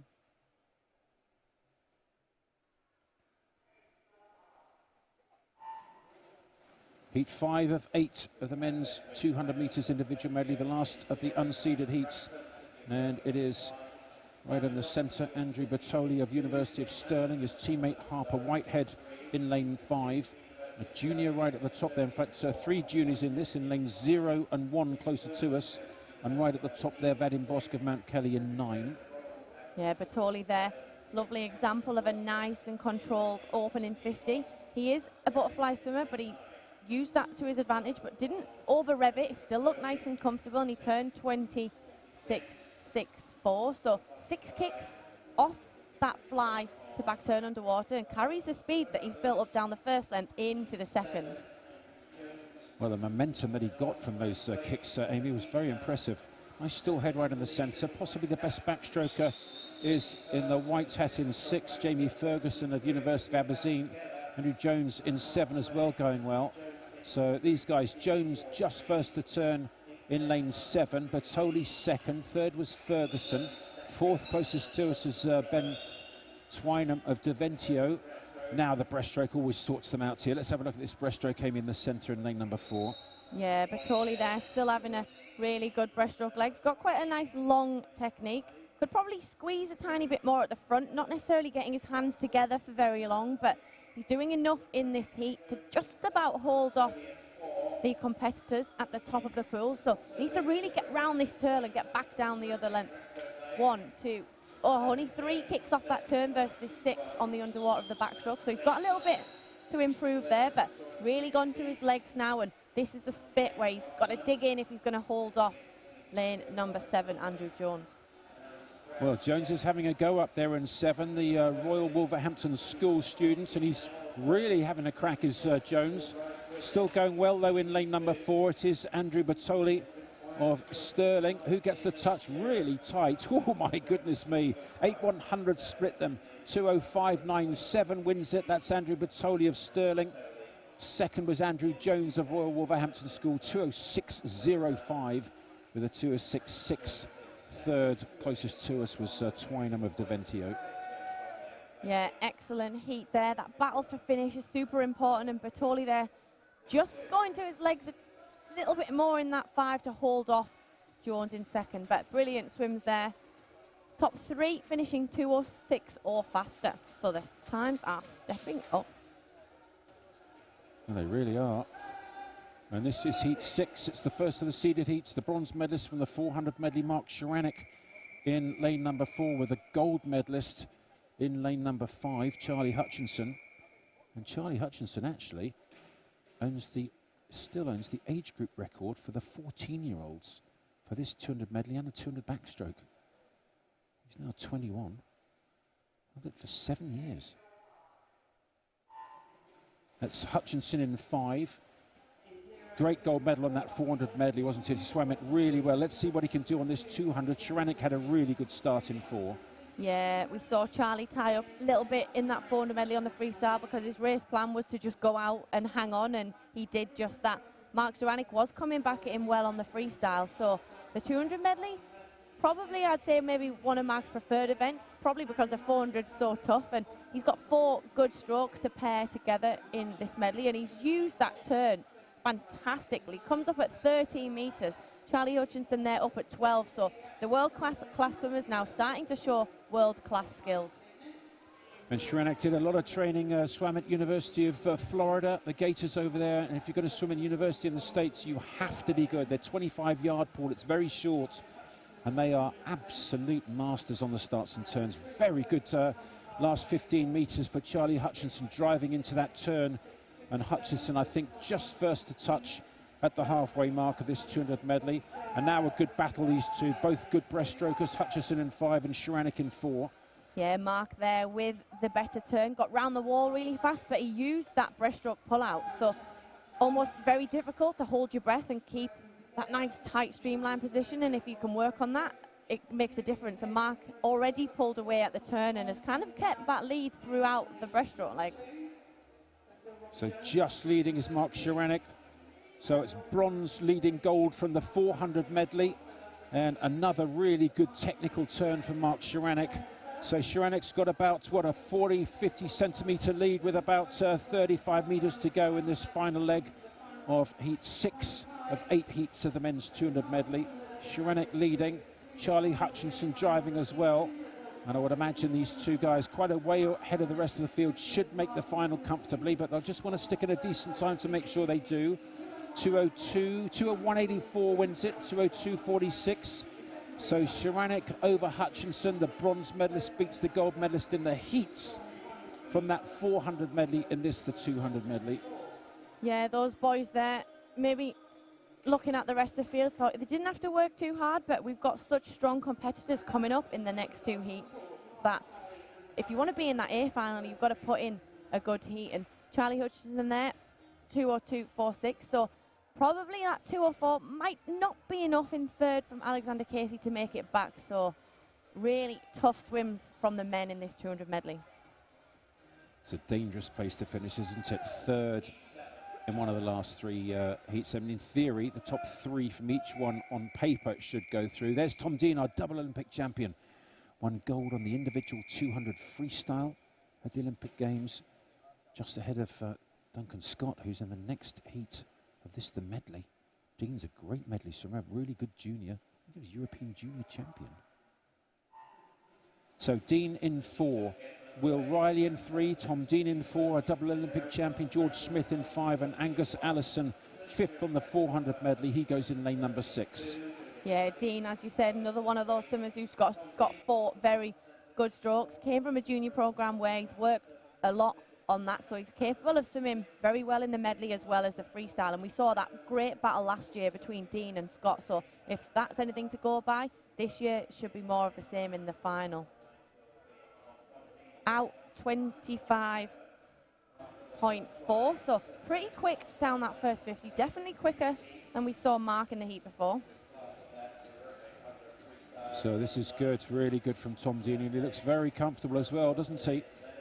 He really does. He's got a decent breaststroke for a freestyler as well. You don't often have freestylers with a good breaststroke, but this is the halfway turn. Oh, and it's good, 55.8. Well, he's really trying to put a quick one in, and I'm slightly surprised about how far ahead he is here, because this is impressive. And with the freestyle Olympic champion 200 freestyle, you really want to be ahead of him after the breaststroke leg, because you're not going to catch Tom Dean on the freestyle. No, you're not, and his competitors will know that. George Smith in lane 5 was a bronze medalist in the 200 breaststroke, and he's starting to come back a little bit now, but Tom Dean here just stretching out stroke after stroke, holding that lead. Just a nice long breaststroke, tiny bit long into the turn, but he's not going full pelt, so sometimes when that happens, you're just a little bit off pace. Tonight, when he's going a bit faster, he'll probably spot that wall perfectly. I wonder, Amy, if he's going to try and do the qualification time. He's pushing it. I wonder if he's pushing it as hard as he can. The consideration time is 1:57.61, and he's going really well. Is he going to be fast enough? I think he might be just outside of it. 1:57.6 was the time that he was looking to do to get considered for a slot on the team for this 200 medley in Fukuoka. 1:59.9 in the end, so maybe just eased up a little bit. He looks pretty comfortable, actually, there. Not even breathing hard. That's frightening for the rest of the field, is it not? Yeah, he looked very smooth there, very controlled. Was out really well. Maybe kind of like, not the quickest, but 1:59.9 is more than enough to be in one of those centre lanes. Third, though, definitely second and third there were a little bit slower than the heat before. We saw both Mark and Charlie on that 2:02, 2:01 mark, so it's going to be very tight for those third place finishers. Well, that last slot in the final really tight. Look at that, 2:04.48, 2:04.54. And with the big, fastest final heat still to come, if they can go under 2:04, they'll highly likely make the final. Our Olympic silver medalist, Duncan Scott, in lane number 4, silver medalist on this, the 200 medley, also on the 200 freestyle, gold on the 4x2 free relay. First Brit ever in any athletic events to win 4 Olympic medals in one Games. Incredible, incredible versatility. Such a lovely guy as well. Really good start. It looks like it was in lane number 6 there from Joe Litchfield. Well, he's known for his good starts and turns, the red hat of Litchfield. Yeah, Joe's got excellent skills on that underwater work. So butterfly to backstroke here, I'm sure we'll see him pushing that 10 to 15 metre mark. And Scott in the centre also got good turns, but Joe's just got a little bit more frequency, so he gets a little bit further with that distance. Beautiful turn again. That was from Litchfield and the red hat up the top there. And Duncan Scott now, well, he's in a good place at the moment. Doesn't look like he's trying to knock the lights out of this heat at the moment. Sparky chap, I have to say. He's got, can't quite see it right now, but he's got a sort of an orange crew cut. Now, it looks a little bit like a matchstick, and being as bold as I was, say he looked like a bit like a matchstick, and he goes instantly, sharp as attack. He goes, I'm going to be on fire this weekend. And I was like, hey, okay, fair enough. Fair enough. I'll keep my banter to myself, I think, with Duncan Scott. Lovely chap and a brilliant swimmer. Now on the breaststroke leg to drive, and look at these two having a crack at each other. In 4 it's Scott, and 6 it's Litchfield. Yeah, it's so exciting to watch Duncan race, and he's done a lot of work over the last couple of years on this breaststroke leg, maybe recognising it was a little bit of a weakness of his across the board in terms of those other competitors. So his backstroke and his breaststroke now really world class. He's tightened those skills up, and coming into the turn here, a bit like Tom Dean, if you're behind, you know that you've not really got a chance of catching Duncan Scott if he's going all guns blazing. But brilliant turn there from Luke. Joe pops up exactly in line with Duncan, and Duncan looking quite comfortable. Joe maybe working hard to make sure he's in that final. Well, isn't this funny? No one beats Tom Dean on the final leg. No one beats Duncan Scott on the final leg. And look at this Litchfield. Well, he's putting in a good swim here. This is impressive. He's going to be 2 minutes flattish, 2 minutes .25. Second was Duncan Scott, 2:01.3. And we did say that 2:04 was a dangerous place to finish.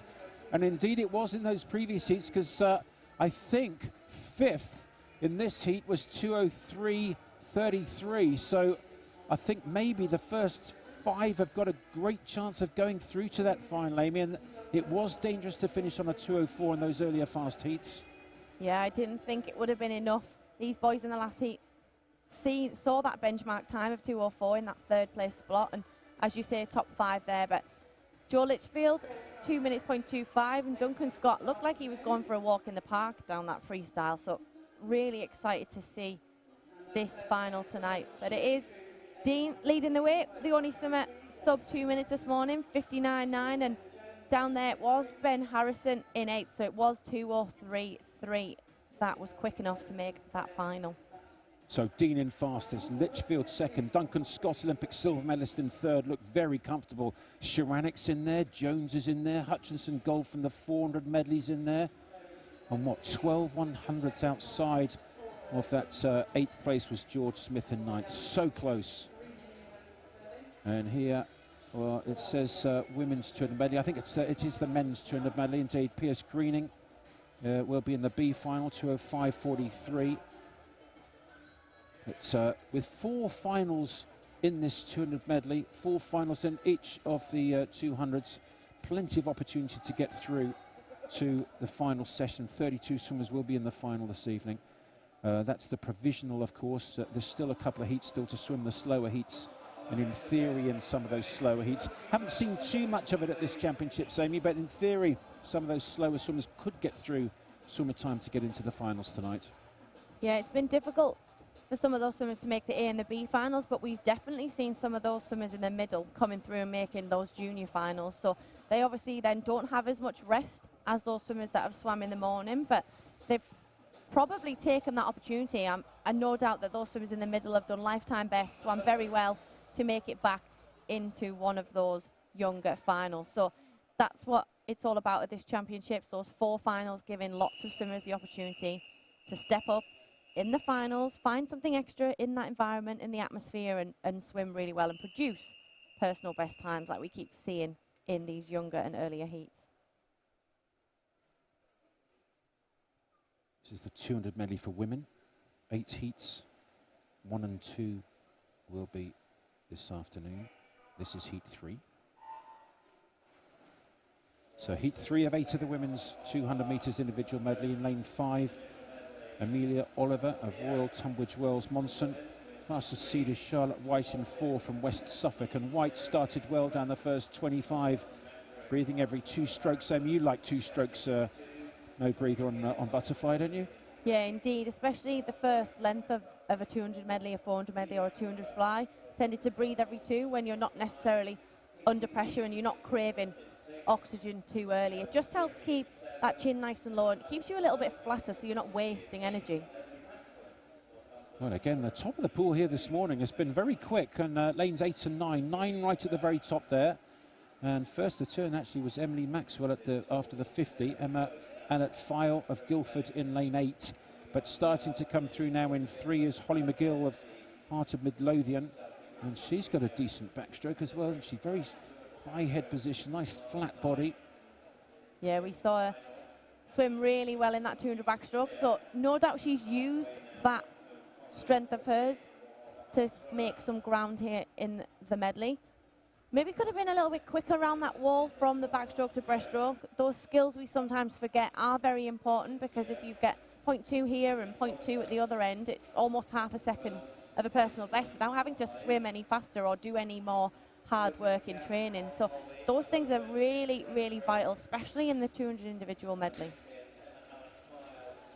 Well, 8 of this field of 10 are juniors, and Holly McGill leading. She's a junior, as is Amelia Oliver in lane number 5. So the first 2, Oliver maybe just starting to take over the lead with 50 metres to go. Who's to touch first? It is Amelia Oliver in 5 from Holly McGill in 3, and these 2 juniors looking good. This is just heat 3, the first of the heats that we'll have seen this morning on this women's 200 medley. And these 2 women looking good. Yeah, McGill's obviously breathing to the opposite side. Katie there in lane, sorry, not Katie, in lane number 5. Amelia there, obviously looking over her shoulder, seeing if she can do enough just to catch in this last 15. So Holly McGill looks like she's going to win the first heat that we will see. It's heat 3 of the women's 200 medley. Right on the touch she does. 2:24.25. 2:24 wins it. Second was Amelia Oliver of Royal Tunbridge Wells Monson, 2:24.7. So half a second split those first 2 in this first heat of the women's 200 medley.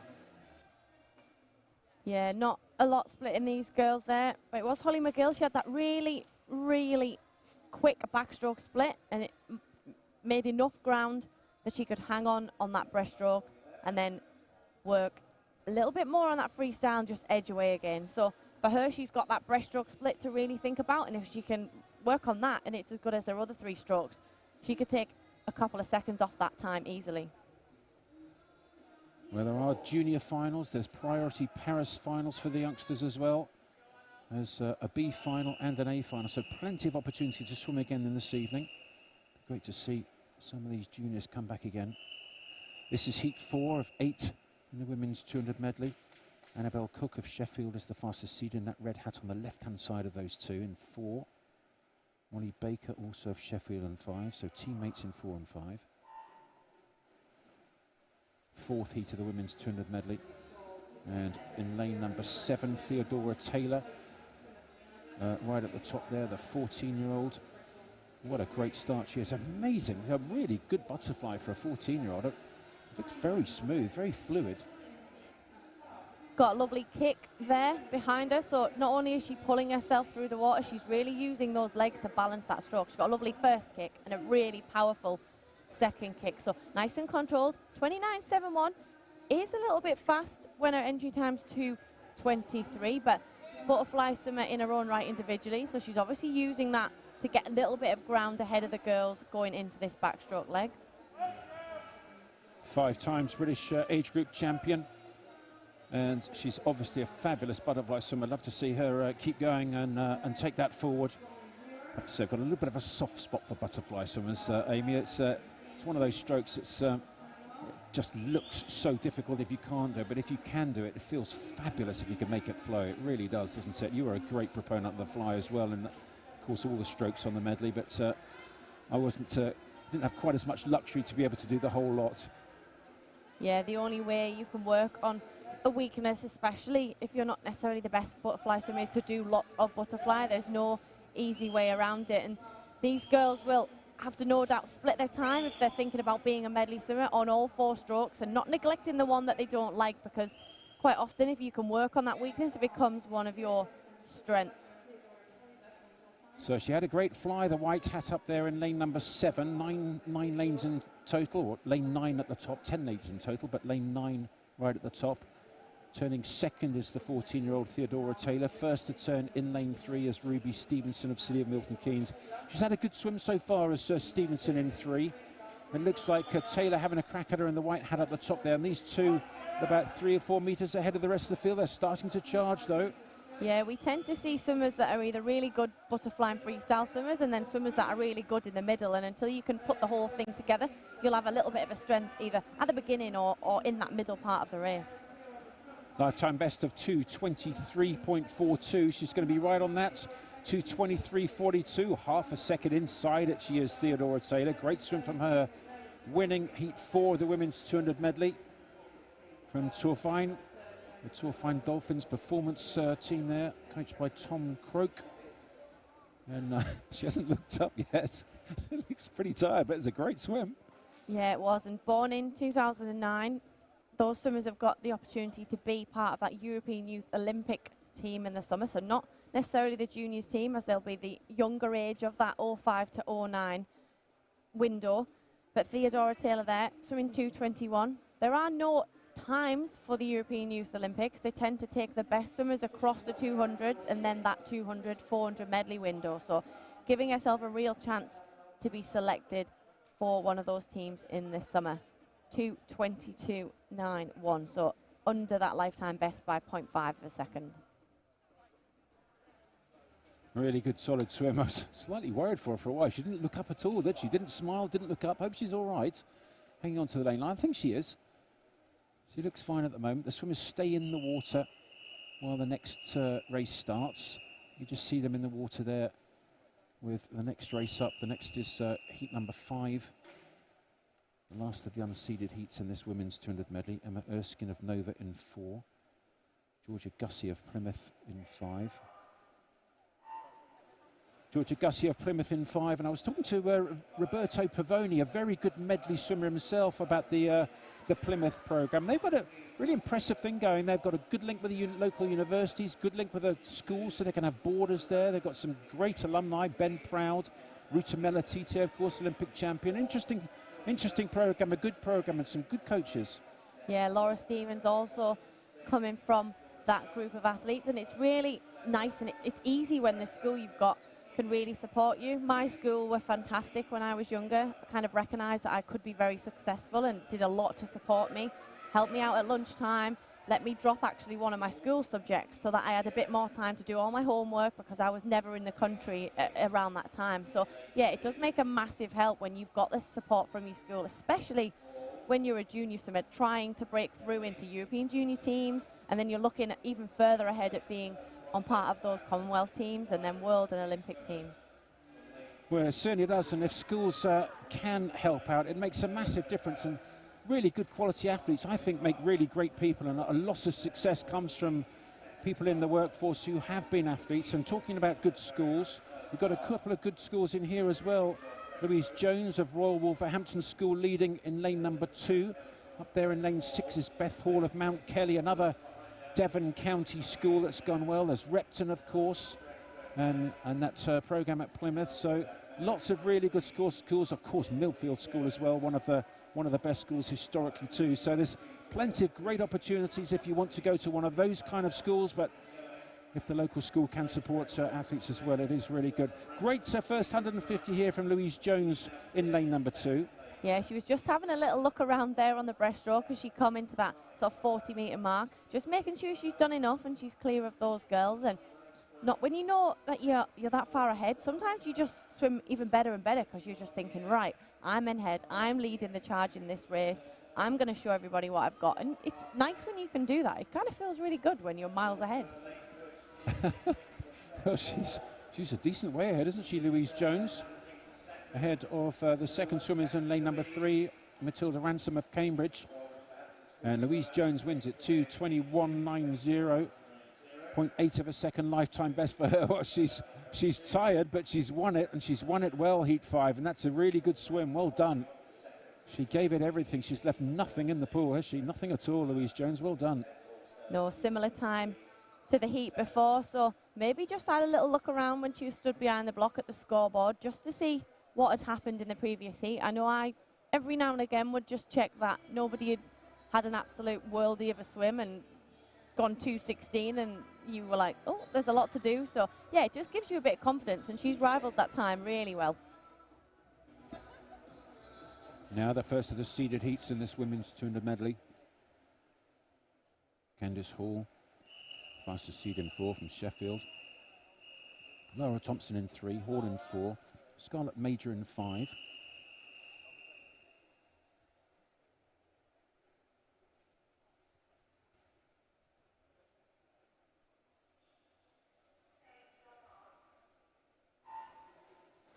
So there's nobody in lane 2, but there's 1, 2, 3, 4, 5 juniors in this, the first of the seeded heats of the women's 200 medley in lanes 1, 3, 6, 7 and 8. The fastest seed is Candice Hall in that red suit and the red hat of City of Sheffield, and they do swim well in this their home pool, don't they, the Sheffield team? Yeah, they've got a lot of support, especially in the finals. We've seen some of those younger swimmers being here, enjoying the atmosphere, cheering on their teammates, and it's so good for those junior swimmers and those swimmers that are even 9, 10, 11, 12 to be in this environment, because what we see at the British Champs is world-class swimming. We don't just see British champions. We saw in the men's 4x1 one of the best trials races I've seen in a long time. It was so close and so tight, so those swimmers getting the opportunity to see that, and it's fantastic to see them in the venue. And I also am fascinated, some of these swimmers don't need to swim that quick. We do have, you're right, many world-class swimmers, and they don't need to swim that fast in the heats, but some of them choose to do that.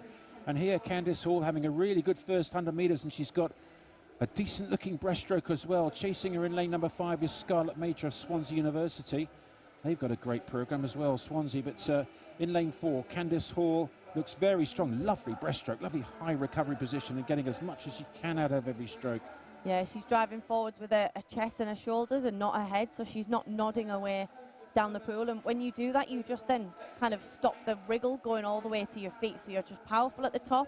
You then get into that streamline position and you really squeeze the water out at the back. And Candice there, a little bit long around the wall, but she's got a lovely freestyle. She's been part of many a freestyle finals at the British Championships, as well as this 200 medley. So she's confident knowing she can finish well, and just going to those legs, but she looks quite comfortable and controlled this morning, not having to do too much in this heat.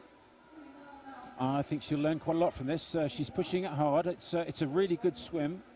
I'm sure her and her coach, Mike Taylor, will have a good look after it and see how she can go a little bit faster. Eased up at the end to 15.8. She looked comfortable. She looked like she maybe pushed it for about 140, 150, and maybe a little bit of the freestyle, and then just eased off a little bit at the end. Didn't need to go that quick.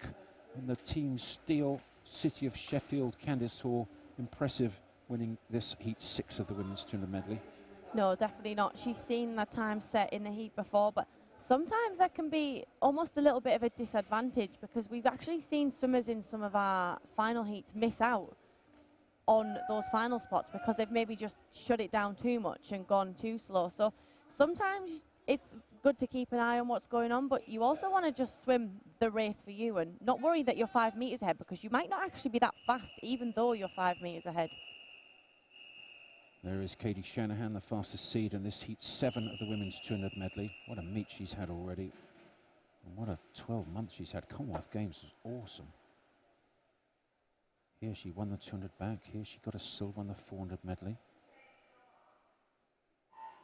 Medals in both of those at the Commonwealth Games. And you forget that Katie Shanahan's still only 18 years of age, still not gone to a World Championship. She will be going, though. Yeah, she will. When I moved to Scotland to compete in the last stages of my career, Katie was there, so I forget that she's still only in those teenage years, and she's got a long career ahead of her Got a lovely butterfly and backstroke, so we'll see Katie move through that now as she turns after the butterfly. Looks like Leah Schlossen just turning ahead in the yellow hat of the City of Leeds. Was bronze medalist on the 400 medley. Katie Shanahan won the silver with Freya Colbert the gold. Freya Colbert choosing not to do this 200 medley, which is interesting. She's had a very busy program, certainly with 800 free, 400 medley, 200 backstroke. I think she's doing the 400 freestyle as well, so it'll be interesting to see how she goes in that, but chosen not to do the 200 medley, having won gold on the 400. Yeah, Freya's a brilliant 200 medley swimmer, but she's definitely more suited in the 4 medley and in that 4 free. So really good to see her in the 4 free earlier. We've got Shanahan here versus Leah Schlossen. Leah was our European Junior Gold medalist in the 200 individual medley last summer, so we've seen her in action lots of times this week, but this being her favourite event, and spoke to the coaches from Leeds and said she's looking to be back on that team and maybe in with a chance of doing some of those other events. So she had a great 200 breaststroke. You can tell she's worked on that, and she's using that really, really well in this 200 medley. Not giving anything away this morning. Looks like she's going to be on for a really quick swim here. This is very impressive, you know. She can go lifetime best off that 150 turn at 140.7. She's got to come back in a 32.8 or something like that to go a lifetime best. She's going to be right on it. And this is really impressive. Very impressive indeed. Leah Schlossen, well, she's about 5 meters ahead of Katie Shanahan, who herself is about 5 meters ahead of the rest of the field. So Schlossen's lifetime best, 2:13.49. She's going to be right on it. 2:13.49. Oh, the clock hasn't quite stopped for us. So for the first one, which is a shame, I think she's going to be right on a lifetime best. Oh, it's one of the worst things. She's smiling. Well, it's good she's got a good approach to it, but it's so annoying, isn't it, when you swim really quick. You look up to see what your time is, and the clock doesn't stop for you. It stops for the second swim.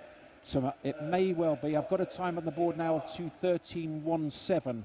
I'm not sure if that's correct or not, but if it is, then it's a new lifetime best by 0.3 of a second.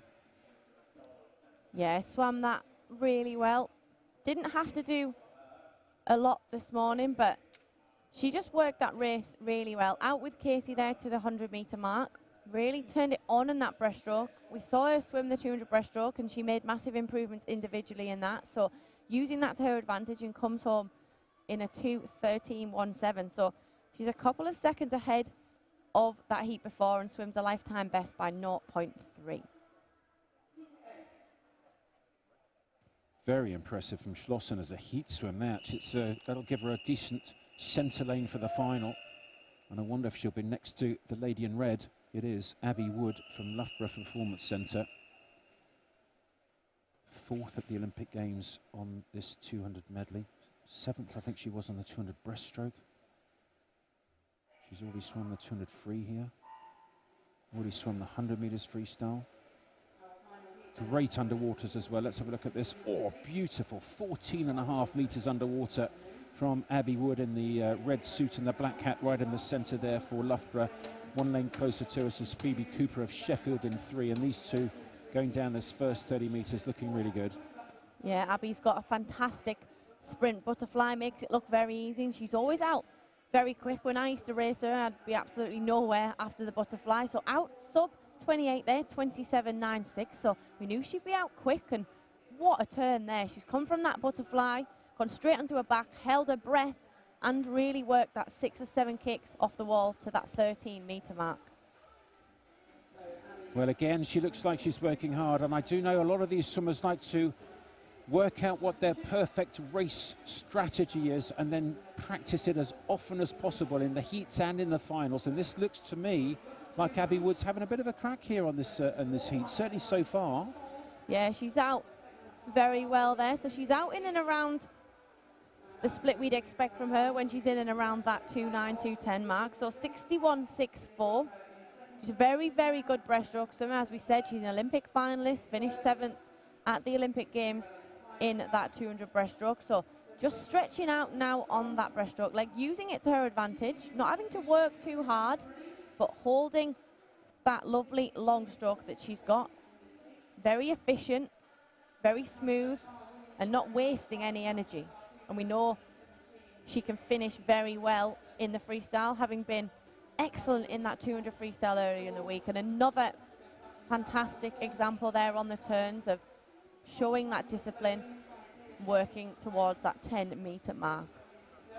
So a 38.8 breaststroke split. So I think she's going to be about 2:11 or so, 2:12 maybe. She's working hard again. This is an impressive swim, really impressive swim from the Olympic finalist in this women's 200 medley. Abby Woods, what she's going to go, 2:12, 2:12.5. So she will go into the final, I think, just fastest.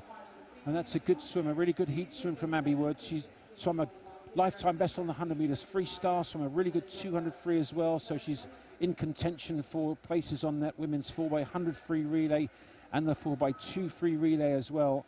Great breaststroker, Olympic finalist on the 200, great medley swimmer, Olympic finalist on the 200 medley. Yeah, I wonder if she's thought about dropping that 2 breast because she's seen the opportunity that we could have in those women's relays, either this year or next year in Paris. But lovely heat there, didn't have to do too much and came back very comfortable in that second half of the race. So just easy does it on that freestyle. 2:12.54 leads the way. 2:13.1 from Leah Slauson there, that new personal best time. And our provisional 8th place from those heats this morning is 2:19.43. Shanahan's in there as well. Well, I think she did a fairly comfortable heat swim, certainly at 2:16. 2 of those is 2:32. Wasn't she like 2:36 or something for the 4:36 for the 400? So almost a walk in the park for her. Again, provisional qualifiers, 16th, 2:22.0. A couple of heats still to swim in this afternoon session, so we just have to wait for them to be completed before we confirm who is in which of those 4 finals this evening. So that's the end of the women's 200 medley, and the final event this morning is the men's 800 meters freestyle, and we've got what have we got? 4 heats of that, no, 3 heats of that this morning, and the fastest heat will be swum in the final session this evening. The final session starting at 6 o'clock this evening. And in that, of course, we will have Dan Jervis, who's one of our Great Britain's 3 automatic qualifiers so far for the World Championships in July. 2 women and 1 man, and Dan Jervis is the 1 man at the moment. But I think we've had 11 consideration swims so far. 3 automatics, Freya Colbert on the 400 medley, Laura Stevens on the 200 fly, and Dan Jervis on the 1500 meters freestyle. And then in terms of consideration times, I think there's 10 events so far, one of which is the 4x100 free relay. Yeah, there's a long list. We had Anderson in the 200 free, Hopkin with the 50 free, Emily Large joined Laura in that 200 fly, then we had Katie's 4IM, Jacob Peters in the 100 butterfly, Duncan Scott and Lewis Boris in the 100 freestyle. So lots of swimmers, hopefully on the plane, alongside those men in the 4x100 freestyle relay. Well, on that 400 free relay, 4x1 free relay, I'm sure that we will have 4 swimmers selected for that. So the British selectors, that should be relatively straightforward. We've got 4 swimmers with lifetime bests at 47 points, which is amazing. Starting to get quietly very excited about that men's 4x1 free relay, I've got to say. Yeah, I am indeed. It's not often that we have such competition in the 4x1. We've had it in the past, and the 4x200 in Britain, we know are rivaling those gold and silver medals every time they compete. So it's really exciting to see that men's 4x1 also in amongst the chance to either qualify for Paris next year or either get themselves on the podium in the summer. So this is the first of the 3 heats that we will see in this session of the men's 800 meters freestyle. It's actually heats 3, 4 and 5. Heats 1 and 2 will be in the session with the slightly slower heats this afternoon. 3, 4 and 5 here, and then the final heat, because it is heat declared winner, will be swam in the final session this evening. That's heat 6. So this is heat 3, and in heat 3, lanes 1, 3 and 5 gone off pretty quickly. Also up there in lane number 9 is Rafi Shafi. Wonderful name, that. Rafi Shaffi from Repton. He's gone well right at the top there, but lanes 1, 3 and 5 was 0 closest to us. That's Daniel Cox in 1, Luke Booth in 3, and Luke Hornsey in 5. Yeah, the 800 metres is a tough swim to do off the back of that 1500 earlier in the week. It will have been a very challenging swim for some of those swimmers to then do that really tough 1500, then have a couple of days rest to come back and do that 8. Usually if you were swimming both of them over a weekend, you'd probably pick one or the other. You wouldn't necessarily do the 1500 on Saturday and then the 8 on Sunday, because it'd be very tough to do that double. So for a lot of these swimmers coming into the meet, they will have had maybe not much practice at doing both of these tough events. So yeah, really difficult double from these guys. Big ask. Huge ask. 16 lengths of the pool. My word. How many 800s did you were good. You were good at everything. Every time I said, well, did you do that? You said, oh yeah, I wasn't bad. I got a medal at the European Short Course Championships, 800 meters freestyle. Yeah, I was okay, I suppose. I wasn't the best freestyle swimmer, and I knew I wasn't the best freestyle swimmer, so a bit like my butterfly, I had to work on it all the time, and I was constantly, even in the very last stages of my career, being told to keep my head still and make sure I was stretching, and I worked so hard on it, and it just wasn't my natural stroke. I was never a quick sort of 10, 11-year-old. I was absolutely rubbish at freestyle, to the point where I think at my age group nationals I was winning to 300 and then just absolutely annihilated on the freestyle leg by the bigger girls. So I tried to turn everything that I wasn't very good at into a strength, and my 800 freestyle, where I actually won that bronze medal, was a little bit of a fluke. So Lisa Bates, my coach at the time, said, you're going to swim these events because you've been working on your freestyle, so you're going to swim these with no entry time at the European Championships. So I was in heat 1 in the morning, and at that time there was a straight final, a little bit like we see here. So I won my bronze medal from swimming in the heat and not in the final, because the time I posted was quick enough to get me on the podium. So it was a massive fluke, but Lisa said, right, this is what you've got to do. I want you to get in and just hit 31, 31, 31, 31 over and over again. And this is the stroke count I want you to hold. So I swam the whole 800 meters, just literally thinking about nothing else other than I've got to rehearse 31 seconds for my 400 individual medley. I finished with like a 15-second PB and surprised myself massively. I've got to tell you, I don't think you can fluke an 800 European Championship medal. I know what you're saying, Amy, but I've got to say, I think you might be doing yourself a little bit of a disservice, because any medal at a European Championships is hard fought. In an 800 meters freestyle especially, and the fact that you weren't in the fastest heat, even more impressive, because you didn't have anybody to race. You were all on your own? Yeah, I did it on my own in the centre of the pool. I think there were 3 swimmers, so quite often we see 2 or 3 swimmers in the first heat of an event, and I tried not to think that I was in there with swimmers who also didn't have an entry time. And I swam a very quick time. I went 8:18, and I never went as quick as that through the rest of my career. So it wasn't a fluke in terms of the time, but I did not expect to win a medal from the heats.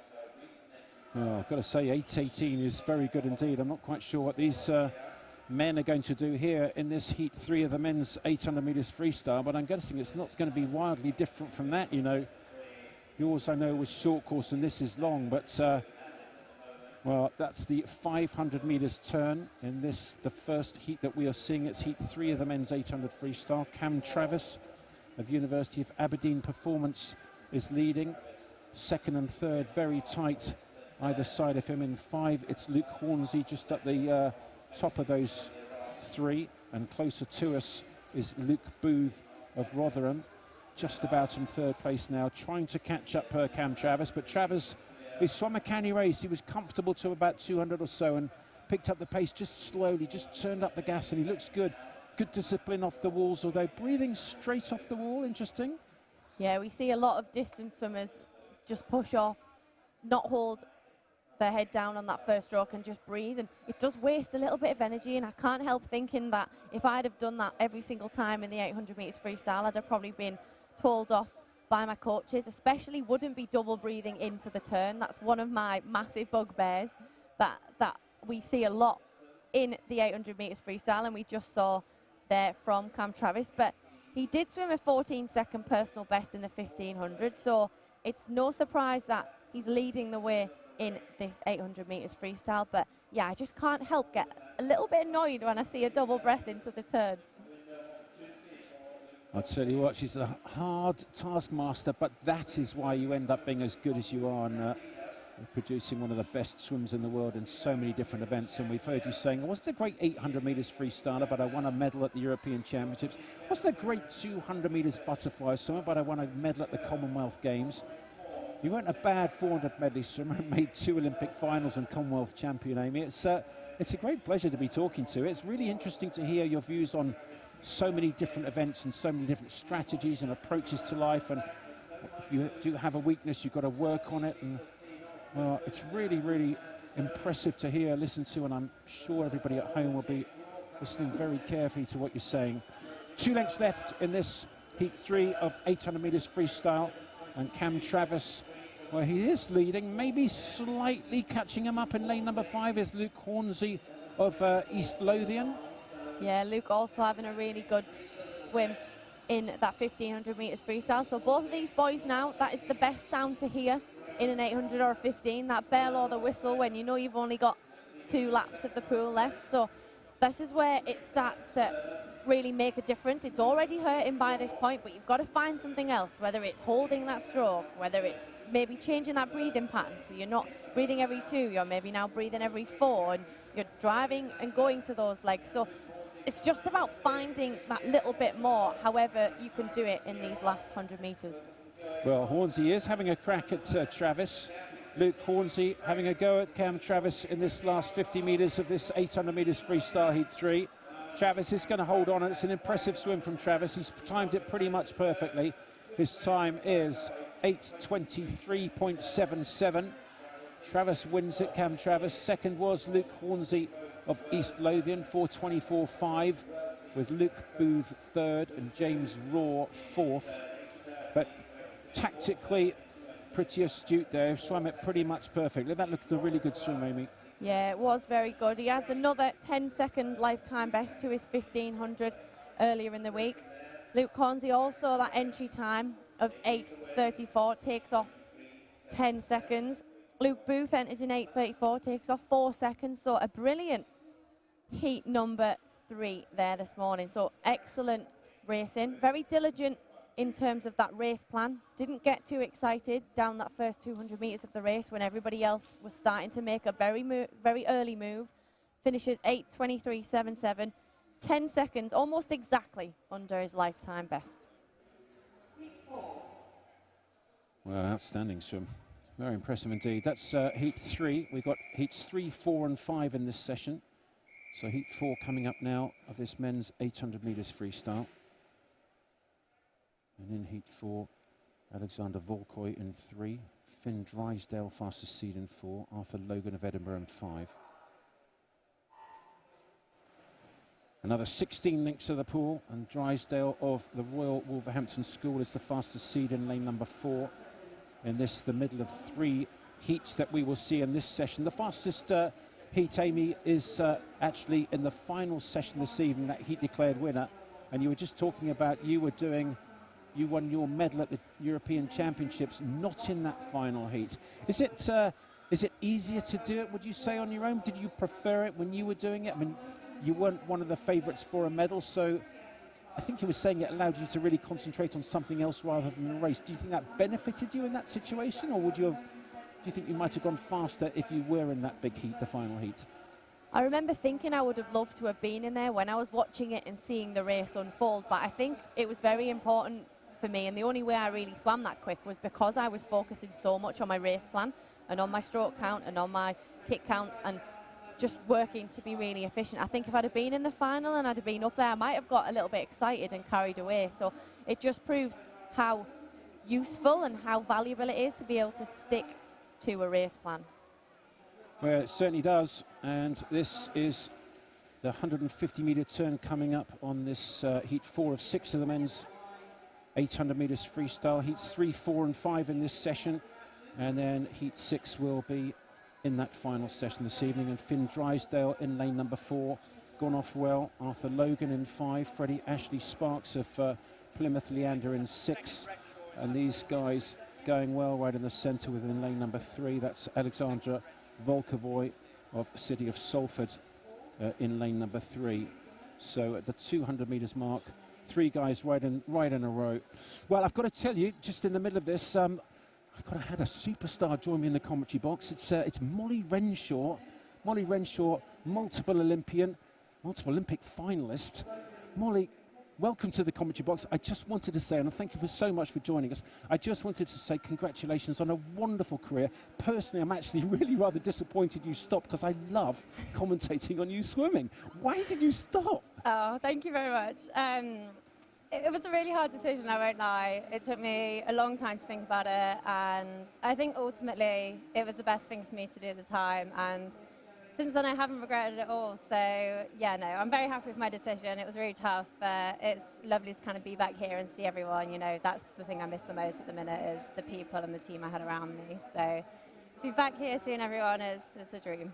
I'm sure. How many are you counting the days that you've been retired now? The weeks? How's it going? What's your approach to retirement at the moment? I haven't really been keeping track, to be honest. I think I've been on 1 swim since I retired, so it's been a strange journey, but I'm really enjoying the real world. I've got a job now. I'm living in London, so yeah, it's very different, but I am thoroughly enjoying it. Well, we'll get to that job in a second. I just wanted to talk to you about your career, and I really wanted to say congratulations because it was a brilliant career. I'm working there at Loughborough with Dave, and what a wonderful group you had. But I was fascinated to know, of all the swims, all the brilliant swims that you did have, what was the one that really is there one that stands out? You go, you know what, I just loved that one of all the swims. There's probably 2 that stand out to me in my head, and one would be my Olympic final in Rio. I think that was the first time I kind of walked out to a crowd, really embraced everything, took it in, and I remember seeing my family in the crowd, and for me that was so special to kind of share that moment with them.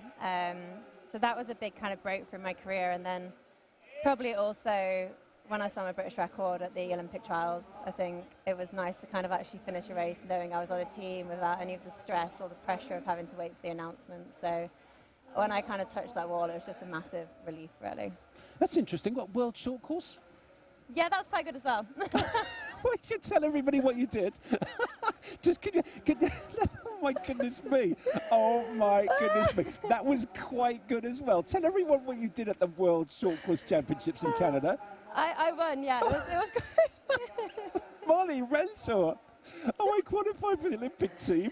Oh, yeah, I was world short course champion. Come, really? That doesn't qualify in your top 2. No, don't be sorry. I mean, it is what it is. It's not one of your top 2, though. Top 3. Top 3. Oh, okay. Number 3, That's yeah, really, yeah. It can sneak in there. Really? World champion is the 3rd. I think that was kind of a bit of a surprise meet for me. I think after Rio, I took quite a bit of time out, and I wasn't particularly training as much as I probably should have been. So to go there and win was a massive surprise. But it was a nice kind of confidence builder, I think. But yeah, top 3. That can sit at number 3. That's quite extraordinary. Let me just update everybody on this race. This is heat 4 of 6 heats of the men's 800 metres freestyle. Heats 3, 4 and 5 in this session, and Arthur Logan in lane 5 looks very good indeed at that 500 metre mark. So there were 6 lengths left at that last turn. Also going well is Freddie Ashley Sparks of Plymouth up there in lane number 6 with Volker Voy of Salford in 3. But Logan going well at the moment for Edinburgh University. So tell me then, you said, I've got a job. What are you doing? What is your job? Where are you and what are you doing? I'm living in London now. Okay. So escaped the Loughborough bubble, which after 8 years was very welcome. And I'm working for a digital marketing agency. It sounds very grown up, digital marketing. What does that mean? In plain English for simple people like me, what does that mean? So the agency kind of work with brands and create ads for them. So whether it's Google ads or through Google search, it's kind of the more numbers side of marketing. So it's a bit more, very computer based, very numbers, very technical. And is that what you did when you were studying? I mean, have you studied for that, or are you learning it on the job? Or? No, yeah. So they kind of took like a bit of a punt on hiring me. I was kind of a bit of a wild card, I guess, which story of my career. But so yeah, they took a bit of a punt on me and kind of trained me up. And it's a really nice company, really small, and everyone's so lovely. So I think for me, it's the perfect kind of first job into the real world. Yes, well, having said that, I actually retired recently after 30 years in banking, and I've got to say, athletes make fantastic employees just because when the going does get tough, you know Molly Renshaw is going to be there when it matters for the company. She's not going to fall over and go, oh, I'm not sure I can take the pressure. Athletes, for me, tend to make great employees, so I'm sure that they've picked a fabulous one. So tell me what you're doing. What are you doing up here in Sheffield at these championships? You've retired. You never need to go to a swimming pool again. And here you are, looking all gorgeous and you know, coming in the commentary box. What are you doing here? So I'm actually working with BBC Radio 5 Live for this evening session. So yeah, I just thought I'd pop up for the day and catch up with people, and it's been really nice to see some familiar faces. Fantastic. Well, let me just tell you that Arthur Logan's swimming really well in this heat 4 of the men's 800 metres freestyle. He's got a 5 metre lead with 100 metres to go. Going also well in lane number 3 is Alexander Volkovoy. And up there in 6, it's Freddie Ashley Sparks, but Logan leading with about 50 metres to go from Edinburgh. Well, Molly, it's been far too quick. I've got to say, I would love to chat to you for ages all about that career. I'm still mind blown that the World Short Course Championship title that you won is just number 3. But congratulations one more time on a wonderful career. It's been a pleasure talking about you in the commentary box, and I know you've brought a huge amount of pleasure to the British swimming community. So congratulations and thank you. Very much. Very good, very good. That's that Molly Renshaw, her third best achievement was World Short Course Champion. I still can't quite believe that. And Arthur Logan of Edinburgh University winning heat 4 of this men's 800 metres freestyle. Second was Alexander Volkovoy of City of Salford. Third, Freddie Ashley Sparks of Plymouth. Good swims from them, but really well-paced race from Arthur Logan of Edinburgh. Lovely to talk to Molly Renshaw as well, and I know you were listening in there, Amy. Amazing that her favourite thing was to make that to Rio final and then break the British record, the second favourite thing she did. But the World Short Course Champion, world champion, only third on her list of favourite things to do. Amazing.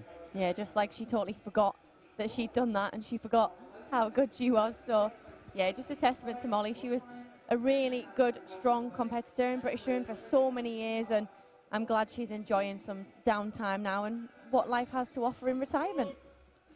Indeed, it's lovely to say well done. I have to say, when swimmers do retire, it's a little bit disappointing that I can't have a quick chat with them too often. So a lovely opportunity there. Great opportunity to be sitting next to you, Amy, for the last 5 days in this sweltering environment, I've got to say, at Ponds Forge. But it's great to hear the wisdom and your insight into these races and tactic and stroke technique and the ways of the world and world-class swimming at the moment. The final heat we will see this morning. It's heat 5 of 6 heats of this men's 800 metres freestyle. The fastest heat will be swum in the final session this evening. And interestingly, in the heats they used 10 lanes, and because the final heat this evening will be a heat, they'll be using 10 lanes in that final. All the other heats, or all the other finals this evening will only be using 8 lanes, as is international swimming. I don't quite know why, if you've got a 10-lane pool, why they don't use 10 lanes in finals. I've never quite worked that one out. I'm sure you'll have a good answer like you did previously on that question that I had about the seeding on the 400 freestyle, Amy. But if they've got 10 lanes, why do they only put stick 8 in the final?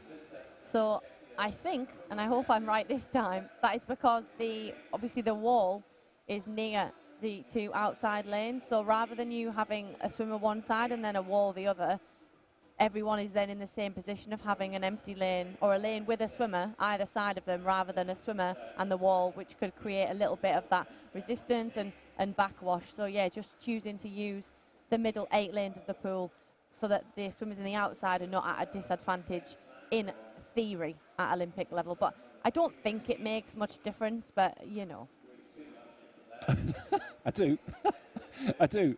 I've been in one of those lanes in the Olympics in the final, and I've got to tell you, I much prefer to be on an outside lane, whatever it is, in the final. I mean, you don't have a wall because they have the deck level, so the water just doesn't bounce off the wall; it just slops over the side. So it seems to me that if you could choose a lane and you didn't want to be in the middle, you'd be on an outside lane. What would you prefer? An outside lane with not too much wash, or an inside lane right in the middle, in the thick of it? I think it would depend what event it was. I think if at the Olympic Games I was always qualifying in sort of 5th or 6th position, so I probably wish I was a little bit further outside and then didn't have the opportunity to kind of get lost a little bit in the middle. But being in the centre is nice because you can command the race, you can see what's going on. You know if you need to make a move a little bit earlier than maybe your race plan, that you could see what's happening and you're able to make that. So you do have an advantage being in the centre of the pool. So out really well so far in this men's 800 metres freestyle is lane number 5, Harry Wynne Jones. Couple of seconds ahead already at this 250 metre mark. Amy, I'm just checking the names are correct with the splits on the times that we're going to be giving you, just to make sure. I think they are now. So I think that's been fixed. That's good. And Harry Wynne Jones does look good. You're right in lane number 5 from City of Milton Keynes, stroking it out. Lovely, long, powerful stroke. And I'd love to see him just stick in a really quick one and just scare the guys in that final heat later on this evening. And as you did in one of the unseeded heats at the European Championships, I wonder if he could get close and really push and possibly even get a podium place. Wouldn't that be great? Harry Wynne Jones in 5 looking good. The charge to try and keep up with him in 6 is Luke McGee. And then 1 lane closer to us from that leader, Harry Wynne Jones, is Matthew Woodall of City of Sheffield. Yeah, giving it a go this morning. It is Wynne Jones there in lane 5. The European Junior time for this event is 8 minutes 9:40. So he's got a little bit of work to do from his personal best time of 8:20 if he's going to get amongst that time tonight. There are a couple of juniors coming up in tonight's final, but at the European Junior Championships, they can take 4 athletes per event, even though 2 of them can only make it through to the final from Great Britain. So maybe he's kind of thinking that he'd like to get close to that 8 or 9.4 time, give himself a good chance to be part of that team in the summer. So it is Harry Wynne Jones at the halfway mark in this, the last heat that we will see this morning of the 800 metres freestyle for men. The 400 metres turn, he looked very good indeed, didn't he? And he's starting to go to his legs again, and he's actually looking like he's making a bit of a move too here.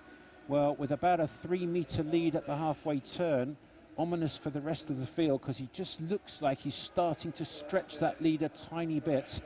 That's the 450 turn. So 7 lengths to go at that turn. Harry Wynne Jones leading from Woodall in 4, McGee in 6, Muncie in 3. Yeah, 4:04 there, he turned at the halfway mark. So if he's going to be in and around that 8 or 9, he's going to have to almost negative split this race. So his back 400 has got to be almost as good as his first 350, because obviously the first 50 is always a little bit quicker, and needs to make sure he's in around that. So he's turned 5:06.6, so he's a tiny bit off that 61.5 split, but regardless of that, his entry time was 8:20, so looking really comfortable, really long through the front of his stroke there. Got a nice high elbow, breathing every 2, and just balancing that stroke at the back with the kick. What's your view on bilateral breathing on distance freestyle rather than breathing to the same side every 2 or every 4? I think some of it's personal preference. Quite often a swimmer is better at breathing one side to the other, so they may be more efficient one way to the other. So I used to breathe to my right. Every now and again I might have breathed to my left, maybe once if I was just being super nosy, but if I did that I would just slow myself down. So then I was like, I'm just going to go and breathe back on my right. Whoa, super nosy? That means you're looking around, right? Is that right? A little bit.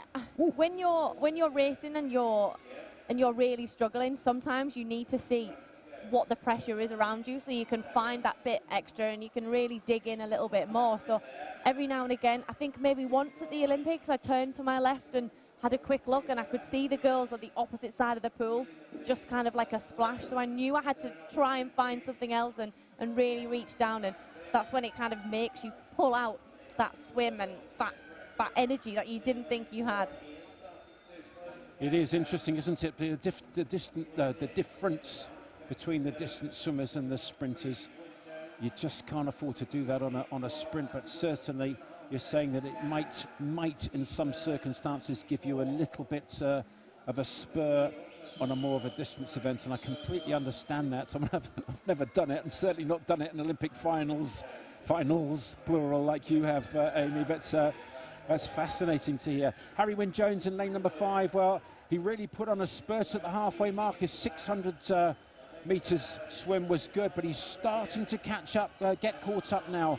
Big breath off the wall with 100 metres to go. And Matthew Woodall of City of Sheffield starting to attack him with that red hat, and he's got a lot of energy going here, the red hat of Matthew Woodall, hasn't he? Look at the legs, Amy. Yeah, I wouldn't be surprised if he overswims and wins this race. Saved probably a little bit too much for me. If he's got that big a leg kick and he's coming back that well, maybe he could have gone a tiny bit earlier, sort of into that 200-metre mark, or especially his middle part, maybe held that split a little bit tighter, but going really well down this last 100. Gone to his legs, he's breathing to the right so he can see Matthew there in lane number 4. Sorry, Harry in lane number 5. It is Matthew in lane number 4. So it's Matthew Woodall has caught up Harry Wynne-Jones an awful lot on this last 100 metres. I wonder if he's left it a little bit late. Wynne-Jones trying to react. It looks like the touch is going to go to Matthew Woodall. I think got it. Yes, he did. Wow. By 21/100ths of a second over 8 minutes and 14 seconds. Look at that. I've got to ask, though, Matthew Woodall, as good as it was, 8:14, and it was very good indeed. I just swear he caught so much up on that last 100. I wonder if he could be a little bit, go a little bit earlier. What do you think? Yeah, he's happy with that regardless. Both of these boys swimming lifetime best. 2 seconds from Matthew and 4 seconds from Harry there. But yeah, as you say, I think that middle sort of 300 to 500 mark, he could have been a little bit tighter, could have pushed himself a little bit more, and I think he'd have still had a lot of energy to finish well. But a lifetime best, you can't really grumble with that. You can only think about how you can improve next time and what you can do when you come back and race again. 2-second lifetime best for Matthew Woodall to win Heat 5 of the men's 800 metres freestyle. 6-second lifetime best for Harry Wynne-Jones to come second. Wonderful swims, both of those. Yeah, McGee in third, also taking 5 seconds off his entry time. So a really quick heat in terms of the ability to stand up, swim fast and swim personal bests. Well, that's it. That's the end of the morning session, the heat session this morning. Join us again live at 6 o'clock for the final sessions. There's going to be some cracking finals this evening. It's goodbye from me, Andy Jameson. And goodbye from me, Amy Wilmot. Goodbye.